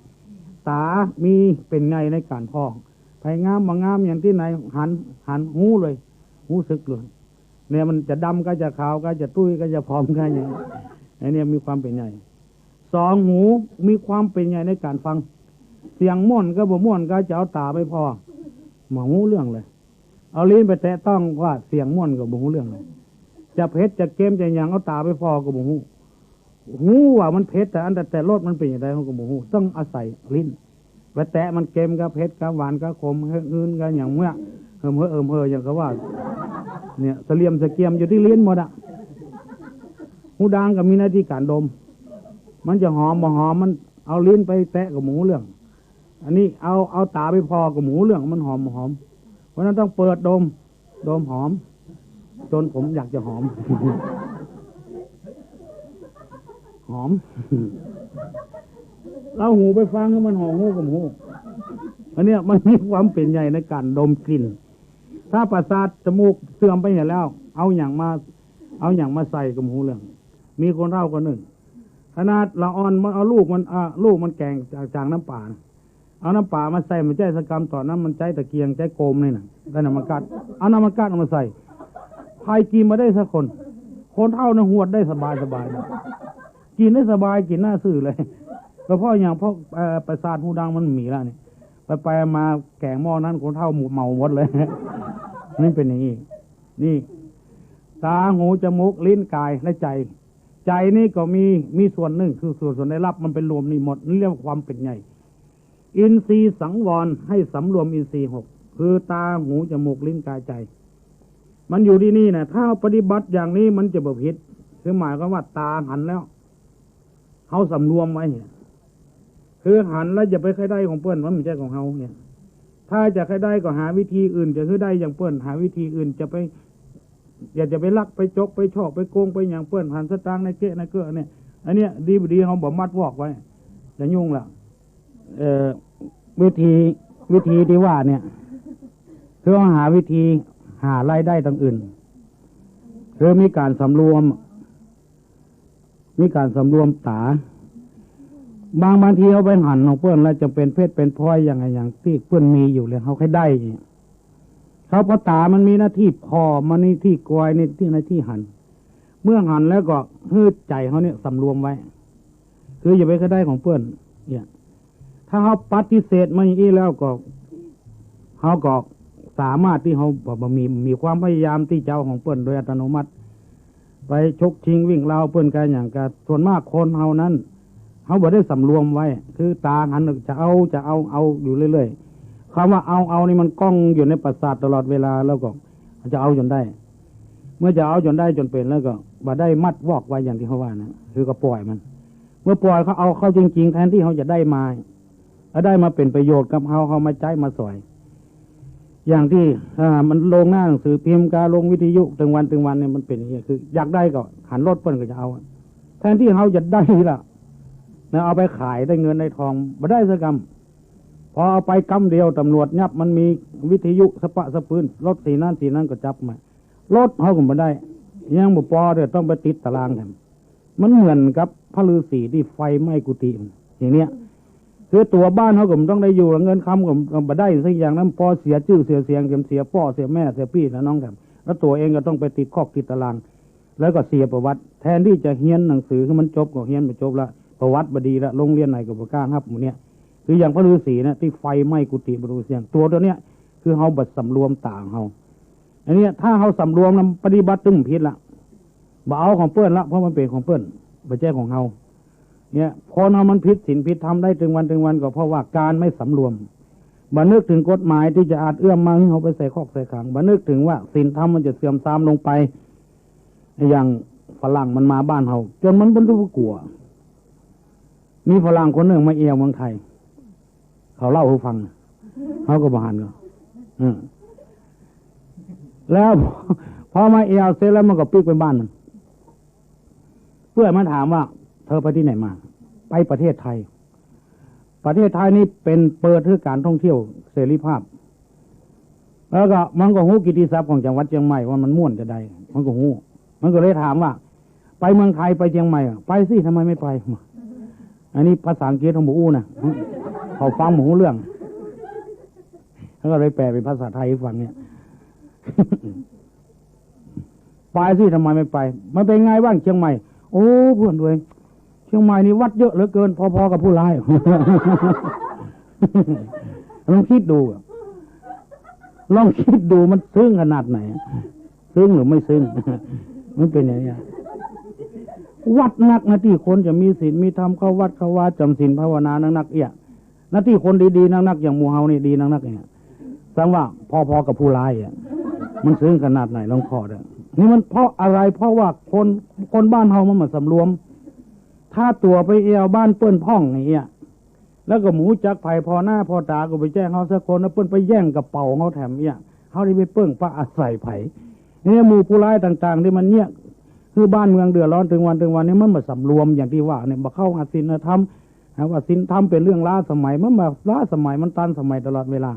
แล้วมันไม่ใช่ขายหน้ากับเขานะขายหน้าเผื่อตู้เจ้าพนายหมู่เฮาที่มานั่งฟังนี่ขายหน้าหมดวัดเยอะพอๆกับผู้ร้ายเอง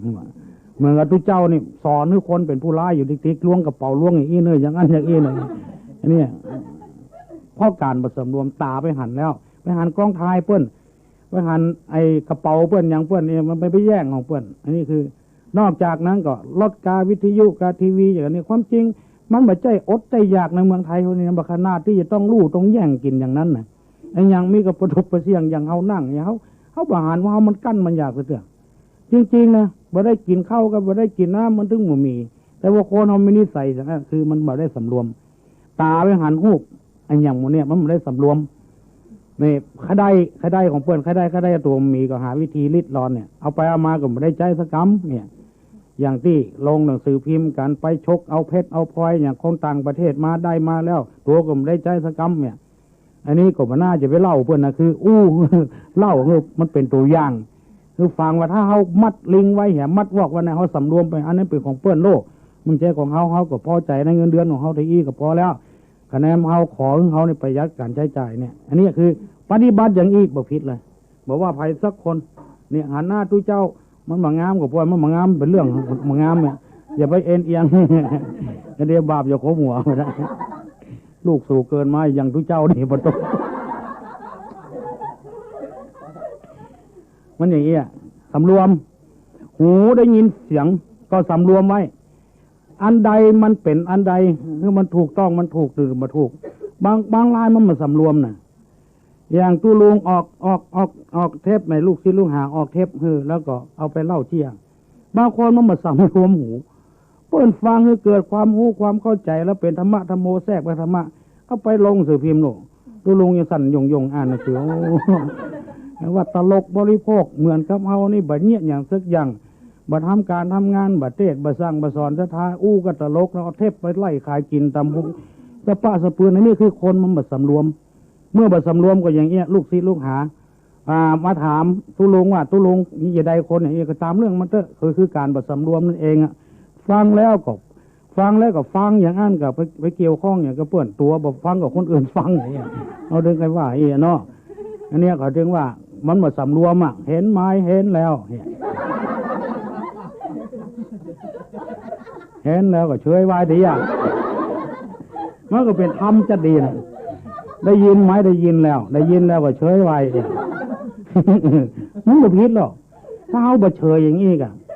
ได้ยินเตื้อเขาด่าเขาแจ้งเขาว่าอย่างเขาบดีบดังเขาก็สำรวมเห็นมันเตอะเป็นตาเนื้อมันเหี่ยหยาดน้ำมันไปเหี่ยมันได้กินได้ว่าอย่างเขามันบ่มีอย่างเลี้ยงลูกเลี้ยงเมียมันเขียนหนังสือพิมพ์มันคือได้สตางค์กับเพื่อนพ้องกับมันไปเลี้ยงลูกเลี้ยงเมียเนี่ยเขาบอกเอาโมทนาทำมันเนี่ยเขากันไว้เพื่อว่าหน้าเขาอย่าเอาเขาไปลงสื่อพิมพ์ไม่ได้หมู่นี่คือหมู่ประสำรวมทั้งนั้นนักปราชญ์บัณฑิตเปิ้นหูเปิ้นฉลาดเปิ้นป พอเด้อครูบาอาจารย์ที่จบปริญญามาผัวกับเป็นปริญญาเมียกับปริญญาเปิ้นอยู่ด้วยกันนะเพิ่นมีปัญหาอย่างซักอย่างเพราะต่างคนมันเป็นนิสัยของภัยของมันเพิ่นก็เลยอภัยให้กันอย่างคนธรรมดาเขานี่มันจังผิดจังเถียงกันก็เพราะว่าเขาบ่สำรวมเนี่ยไปได้ยินเสียงบดีบดักน้อยเพื่อนเล่าให้ฟังน้อยผัวมึงอย่างอันอย่างอีนี่เมียมึงอย่างนี้บ่สำรวมอ่ะเมื่อมันสำรวมกับผัวเข้าบ้านมากระดาผัวเพี้ยเวียอย่างบ่ฮู้มือที่สามนี่สำคัญน่ะจำไว้แต่ตัวบางทีเขามายุมาโยงเขาฮื้อพิษกับเมียน่ะพอกิจการมันล้มเหลวไปเป็นลายบางตัวโอ้เนี่ยเป็นแต่เรียกว่าจะเลี้ยงเป็ดเลี้ยงไก่เลี้ยงอะไรอย่างลงทุนไปเป็นล้านระหว่างผัวเมียพิษเดียวกันกิจการล้มเหลวหมดเนี่ยสายไฟสองเส้นมันเดินด้วยกันนะถ้าเส้นใดเส้นหนึ่งมันขาดไปมันบ่เกิดไฟขึ้นมันบ่เกิดพัดลมบ่เกิดแสงเนี่ยผัวเมียเดินด้วยกันก็ต้องเดินด้วยกันเนี่ยถ้ามันจ่ายไฟด้วยกันมันก็จะฮื้อความเย็นก็ได้จะฮื้อความร้อนก็ได้อย่างเนี้ยจะต้มน้ำก็ได้จะให้เปิดพัดลมก็ได้เป็นตู้เย็นได้สารพัดอย่างระหว่างผัวเมียถ้ามันเดินด้วยกันเนี่ยถ้าไปฟังมือที่สามนะมันก็เป็นอย่างเนี่ยมือที่สามนะระหว่างสวิตช์การไอ้เนี่ยตัวเนี้ยเป็นสวิตช์เนี่ยกับมือที่สามถ้าสวิตช์เสียแล้วก็จ่ายไฟหมอออกละสวิตช์ดีรอดบดีมือที่สามเนี่ย มือที่สามเนี่ยมันจะมายุโยงปลุกปั่นครับเพราะนั้นเขาได้ยินนะก็สำรวมไม่เหี้ยแฟนไปอย่างอันอย่างอีเนี่ยเอาหมอนั้นซ้อนรถซ้อนล้างเขาสำรวมไม่เหี้ยเขาดึงไว้ใจแล้วเพราะต่างคนต่างไว้ใจกันแล้วเมื่อมันเปลี่ยนไปได้แล้วไอ้อย่างจะไปบังคับมันอันเนี้ยมันเปลี่ยนไปได้แล้วอะไรมันไม่เกิดขึ้นก็เกิดขึ้นอะไรมันจะเกิดก็เกิดอะไรมันจะดับก็ดับก็เป็นเรื่องของความเกิดความดับนี่เป็นต้น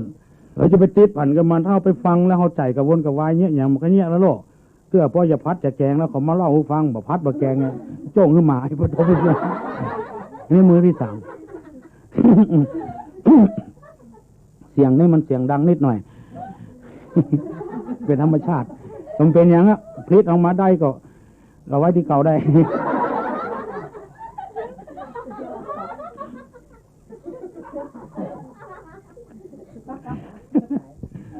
วัสดุดิบป้อนโรงงาน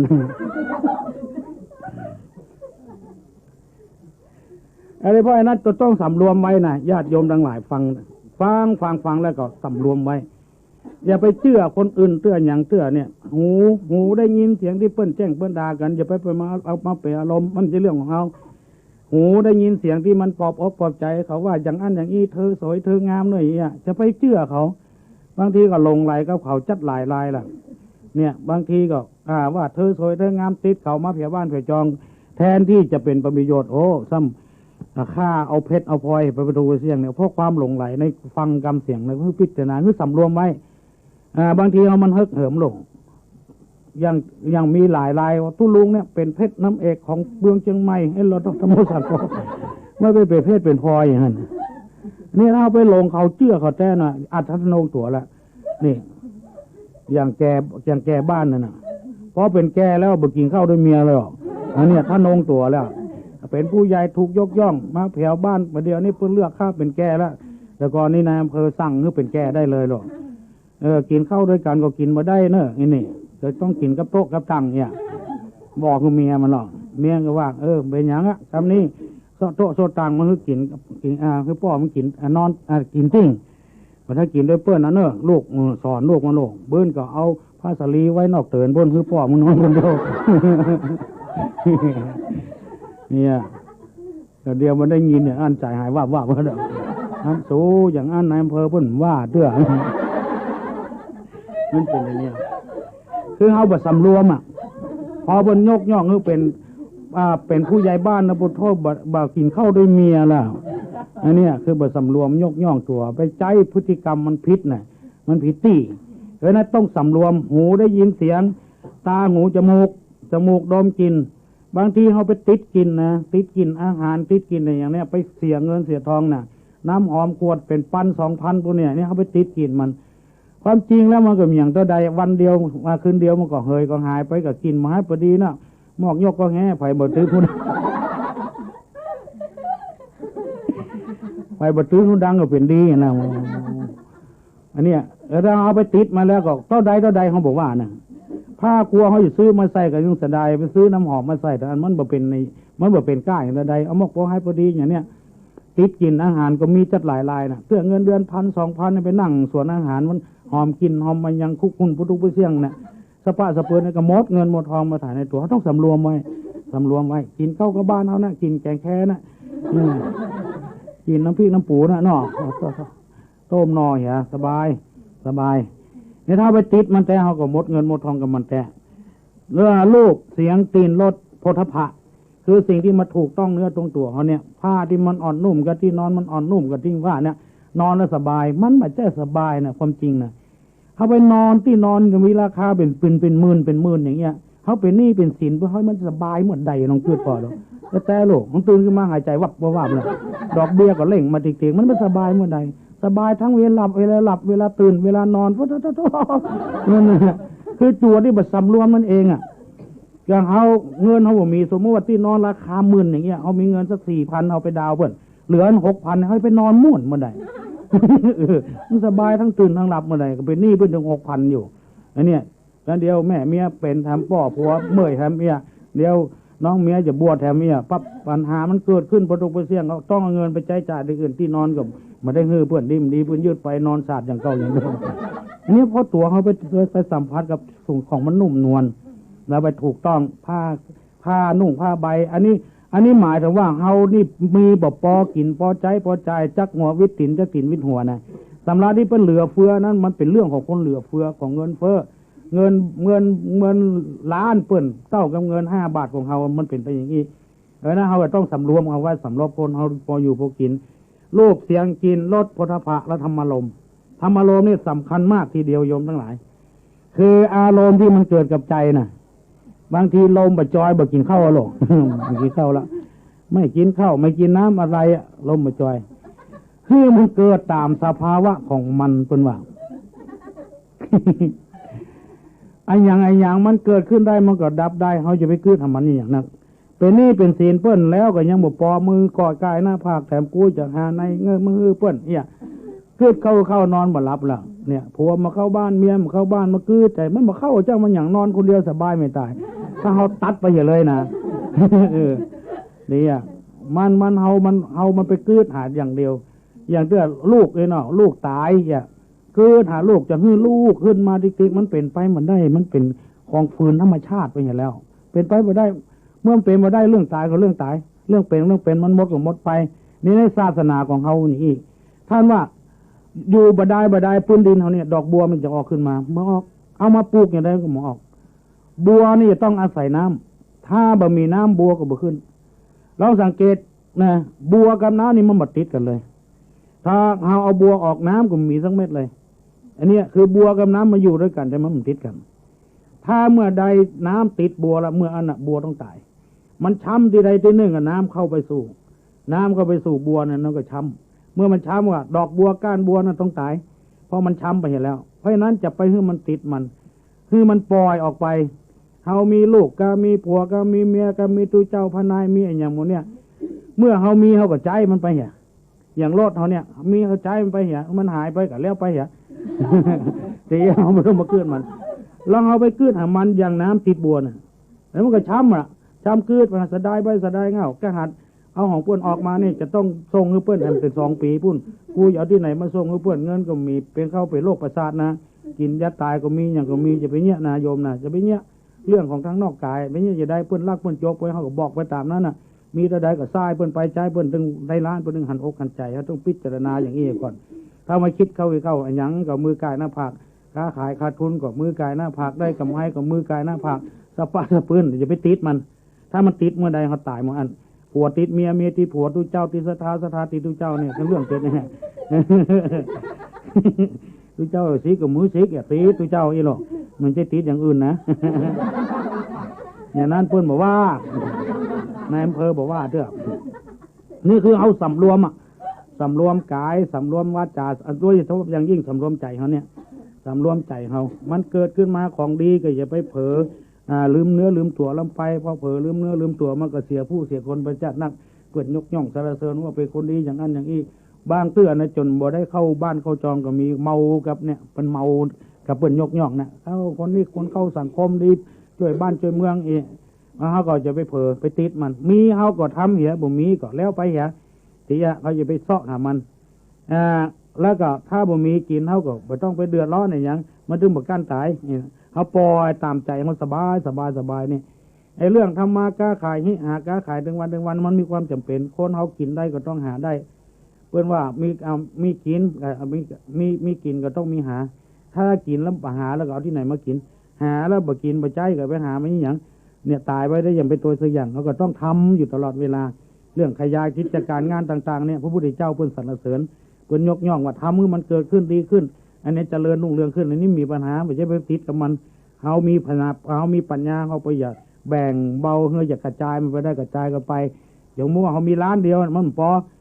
คนเดี๋ยวต้องอาศัยเดี๋ยวกิจการมีก็ตั้ง2 ล้าน 3 ล้านแล้วก็2 ล้าน 3 ล้านมันไม่ใช่เป็นผลเสียหรอกมันไม่ใช่เป็นผลเสียเพราะมันเป็นผลดีอยู่คนก็อย่าต้องมาทำงานกับเขาสมมติว่าร้านไหน5 คน5 คนเนี่ยเขามีร้านเดียวก็ได้ใจ5 คนเนี่ยแต่ถ้ามี2 ล้านก็ใจ10 คนถ้ามี3 ล้านก็ใจ15 คน20 คน25 คน30 คนก็ได้ทำการทำงานมีงานอยู่เรื่อยๆอันนี้บ่เป็นอย่างอันนี้บ่ใช่เรื่องนั้นอันเรื่องทำอย่างในเรื่องที่เขาทุกข์ใจเนี่ยในศาสนาของเขาว่าจะไปติดไปผ่านกับมันคือสำรวมอินทรีย์6ตาหูจมูกลิ้นกายใจเนี่ยคือปฏิบัติไม่ผิดเลยทำไปเถอะทำต่อใดดีต่ออันนี้เป็นข้อแรกข้อที่2เพื่อว่าโภชเนมัตตัญญูตาอันนี้ถ้าให้จะว่าไปกับหมูโภชเนนี่คือโภชนะนะมัตตัญญูตารู้จักประมาณในการกินจะไปกินนักจะไปจ่ายนักจะไปใจสุรุ่ยสุร่ายอันเนี้ยคือหมายความว่าเฮารายได้ตัวใดคือพยายามให้มันเหลือนะจะไปให้มันวิทย์นะจะไปให้มันติดลบแต่ว่าเงินเดือนเอา1,600เนี่ยพยายามยังมันเหลือให้มันเหลือ300จะเนี้ยจะได้มันเหลือ300ตัดรายจ่ายที่มันจำเป็นออกเนี่ยนี่เขาส่วนมากเขาไปเพิ่มรายจ่ายขึ้นทำไมอันนี้หมูจักประมาณในการใจบางเรื่องมีจำเป็นสักอย่างเขาของเพิ่นมาใจดาวของเพิ่นมาใจตู้เย็นเฮาบ่ใจก็ได้อันนี้ของเปิดพอตู้เย็นมีน้ำขวดเดียวไฟก็เสียอย่างเดียวอันนี้หมูจักประมาณจริงๆนะเฮาไปหันแล้วญี่ปุ่นเขาเล่าให้ฟังนะ เขาเล่าให้ฟังญี่ปุ่นมันมาหันคนไทยเขาเนี่ยโอ้มันบืนปากก็ใส่บืนปากตู้เย็นเนี่ยเพื่อแจ้พักแจ้อย่างญี่ปุ่นมันมีหัวคิดดีหรอกพักมันเหลือวันนี้แล้วมันเน่าอะไรอย่างนี้ใดมันก็ค้นคิดทำตู้เย็นขึ้นมาเอาไว้แจ้พักเนี่ยแล้วมาไว้ห้องครัวพวกลูกมันไม่ใช่บ้านบนเตินห้องรับแขกอย่างบ้านเฮานี่นะอันนี้เขาก็นึกว่าเป็นของดีของงามเป็นเครื่องประดับประดาน่ะเรื่องหูพ่อหูแม่มีฮันแต่อันย้ายไปเหี่ยตั้งปลายตีนบนเอาตู้เย็นมาไว้บนหัวอันนี้คือบูจักประมาณน่ะเรื่องมันน่ะมันจ่ายนักนำไปจ่ายนักแล้วมันจำเป็นหูพ่อหูแม่เอาไว้สาลูกเงินหลังนี้ก็เงินจากการพ่อทำแม่เฮาไปย้ายหอยพ่อแม่ไปไว้ตีนปัดปลายตีนพุ่นแล้วหูพ่อเอาแล้วก็เอาตู้เย็นมาตั้งบนเตินนี่บนห้องรับแขกนั้นมันหมดถูกเตื้องเอาไปเตะทำนะกำลังเตะอยู่ฮะย่องมาบึดเปิดน้ำบึดเอาพักไผ่บึดเอาหอมดงในตู้เย็นจริงๆนะอันนี้คือบอกหูจักประมาณเนี่ยเขาจะว่าไปประเดี๋ยวนี้ก็มีคนจังเขาจะหลายคนน่ะนะ หมูที่นั่งเนี่ย บอกเถอะเขาก็ถึงหมูว่าอย่างหูจักประมาณหรอกโอ้คือคนเข้าใจอะเรื่องมันน่ะจ่ายนักนำไปก็ไปจ่ายนักนำไปคือพยายามให้มันเหลือนะย่างมันเหลือก็เหลือสัก50 บาทต่อเดือนก็ยังแขวนหน่อยจะไปให้มันติดลบเนี่ยเพื่อนกินจะได้จ่ายจะได้เขาก็จ่ายอย่างนั้นเพื่อนว่ากินหรือกินเหมือนเพื่อนเนี่ยจ่ายก็คือจ่ายอย่างเพื่อนไปก็คือไปอย่างเพื่อนอย่าไปเหมือนเพื่อนกินหรือกินเหมือนเพื่อนนะอย่าไปกินเหมือนเพื่อนเนี่ยเพื่อนกินไอติมเขาก็กินไอติมอ่ะเขากินอัน5 บาทเขากินอันบาทเนี่ยก็จูบอย่างนั้นกับไอติมเหมือนกันหมดอ่ะไม่ว่าอย่างจูขี้เนี่ยได้กินไอติมเหมือนเพื่อนแล้วกินแท่งบาทแล้วเพื่อนมีเงินเพื่อนกินอัน5 บาทก็จูบไอติมอย่างเดียวกันนะเนี่ยมันอย่างเดียวกันเนี่ยความโบราณเพื่อนว่ากินหรือกินอย่างเพื่อนอย่าไปกินอย่างเพื่อนกินอัน5 บาทเขากินอันบาทเดียวก็พอแล้วเนี่ยเพื่อนกินจีราเขาก็กินด้วยเพื่อนแต่อย่าไปกินอย่างเพื่อนนี่คือเอาป่าเอาอย่างมาลาบก็ได้กันนะกินลาบเลยนะเอาอย่างก็ใส่พ่องก็เป็นจีราเนาะ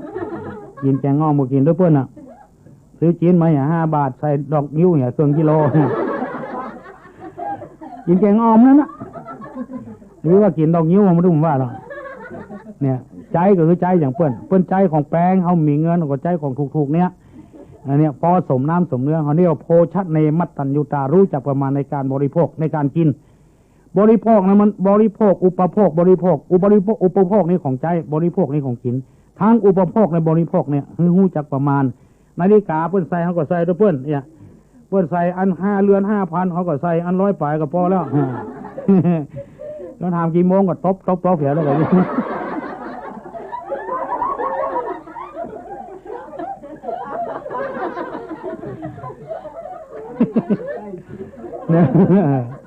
มีสำนักนี่ก็มีไอ้กามันตายมันมาเดินตบมันเดินเห็นไหม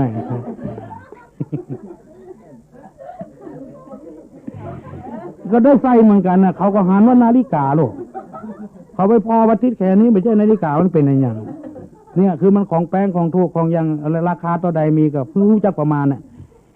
และอันสุดท้ายนี่คือชาคริยานุโยคชาคริยานุโยคคือประกอบความเพียรเพื่อจะชำระใจให้หมดจดคือใจของเฮานี่นะจะเป็นมันโสกปรกล้างใจคือประกอบความเพียรพยายามล่ำไปหมายความว่าถ้าเราอยู่ในร้านเปิ้นอีกาเขาไปทำงานรับจ้างเปิ้นกาเป็นนายขับรถการอย่างสปะสะเปื้อนเนี่ยคือพยายามทำใจให้สะอาดรักษาของเปิ้นในร้านเนี่ยก็เจ็ดถูเปิ้นพ่องแล้วก็ในรถในลาก็ล้างคือเปิ้นพ่องอย่างคือเปิ้นพ่องวันนี้คือทำใจให้สะอาดหมายความว่ารถนะก็เป็นรถของเขาอีกคือที่ว่าเป็นของเขาก็เพราะให้พยายามรักษาของเปิ้นเหมือนกับของเขาเอาไว้ว่าเป็นเจ้าของเขาไว้ขับล่มมันเนี่ยอันนี้คือใจที่มันสะอาดจะห้องเปิ้นรู้ตลอดเวลาเนี่ยเมืองไทยเราที่มันวุ่นวายถึงวันก็เพราะอันเนี้ยเอารถ10 ล้อมาวิ่งลุถนนหนทางเขาลุหมดอ่ะแล้วถนนหนทางนี่เป็นเรื่องของคนส่วนรวมหนูเจ็บต้องเจ็บไส้จะตายไปโรงพยาบาลก็อาศัยถนนเนี่ยตัวเพื่อปากเพื่อต้องของตัวเองเอารถ10 ล้อมาวิ่งเป็นลุมเป็นม่งแต่มันนอกบรรณา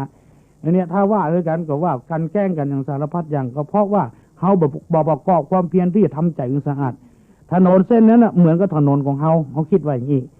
บ้านเนี่ยก็เป็นบ้านของเขาเนี่ยลูกเล็กเด็กแดงไก่กับหมูกับเม่นกันอย่างการที่มันวิ่งตามกลางกองนะเขาคิดว่าถ้าคิดว่าเป็นของเขาเนี่ยเขาจะบัดทับไก่ทับหมาบนตายถึงวันเนี่ยเขาบอกคิดเป็นอย่างนั้นมาขวางถนนไว้หอดทับกันไปตายเบิ่งคนละอ่อนตายยังตายแกพวกเขาบอกระวังเนี่ยบางทีถนนทางแยกพวกก็เขียนเครื่องหมายไว้ให้แล้ว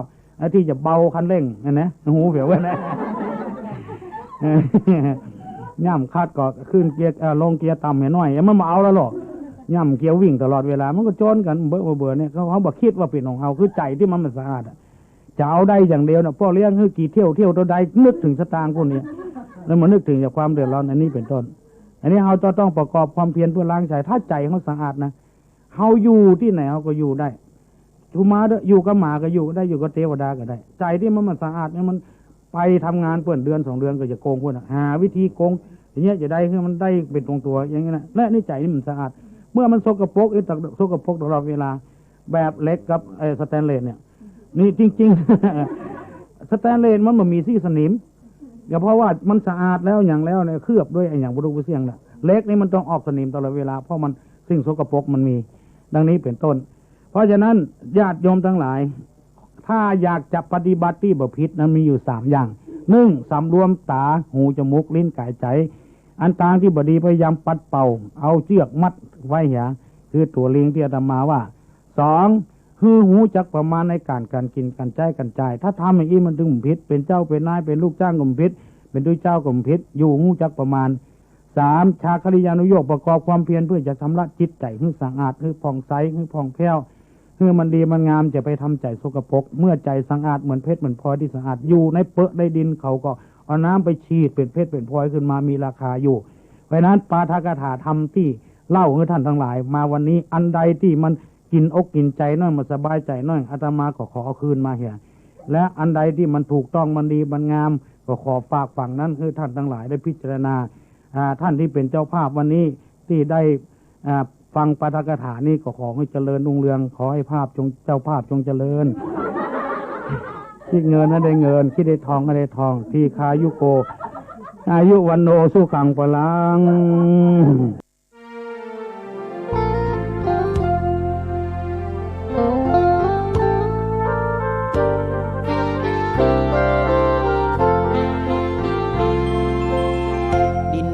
ถิ่นดงธุรกันดารมีนามเรียกขานของศิษย์พระตถาคตผู้ออกเผยแผ่ธรรมะแก่ผู้รชนมิให้มองมนปลดทุกข์ ทางธรรมธรรมจาริกธรรมจาริกธรรมจาริกถึงอยู่กลางป่าหรือว่ายอดดอยท่านไม่เคยถอยเฝ้าคอยชี้น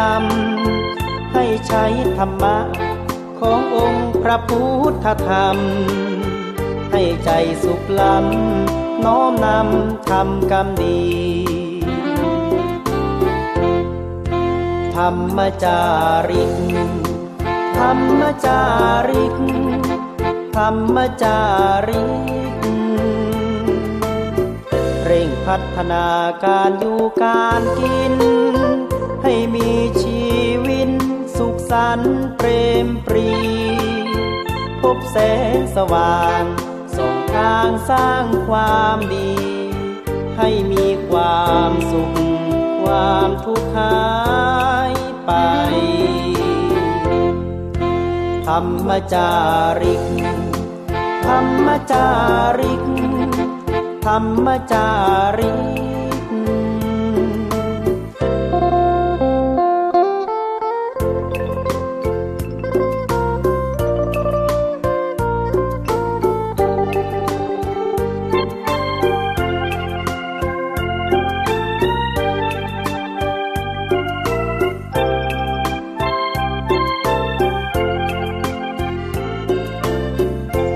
พัฒนาการอยู่การกิน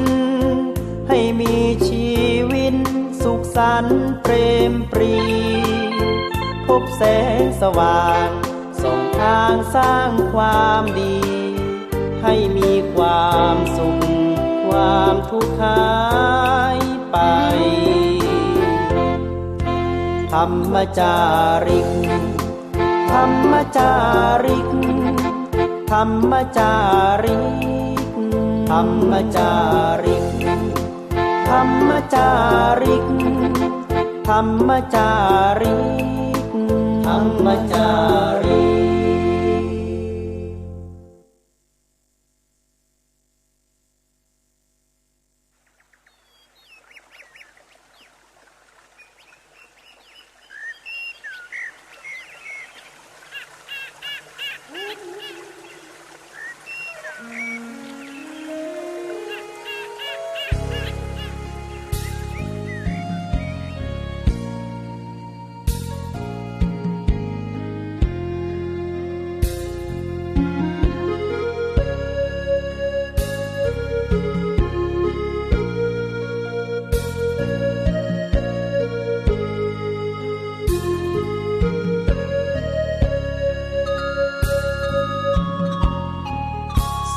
โล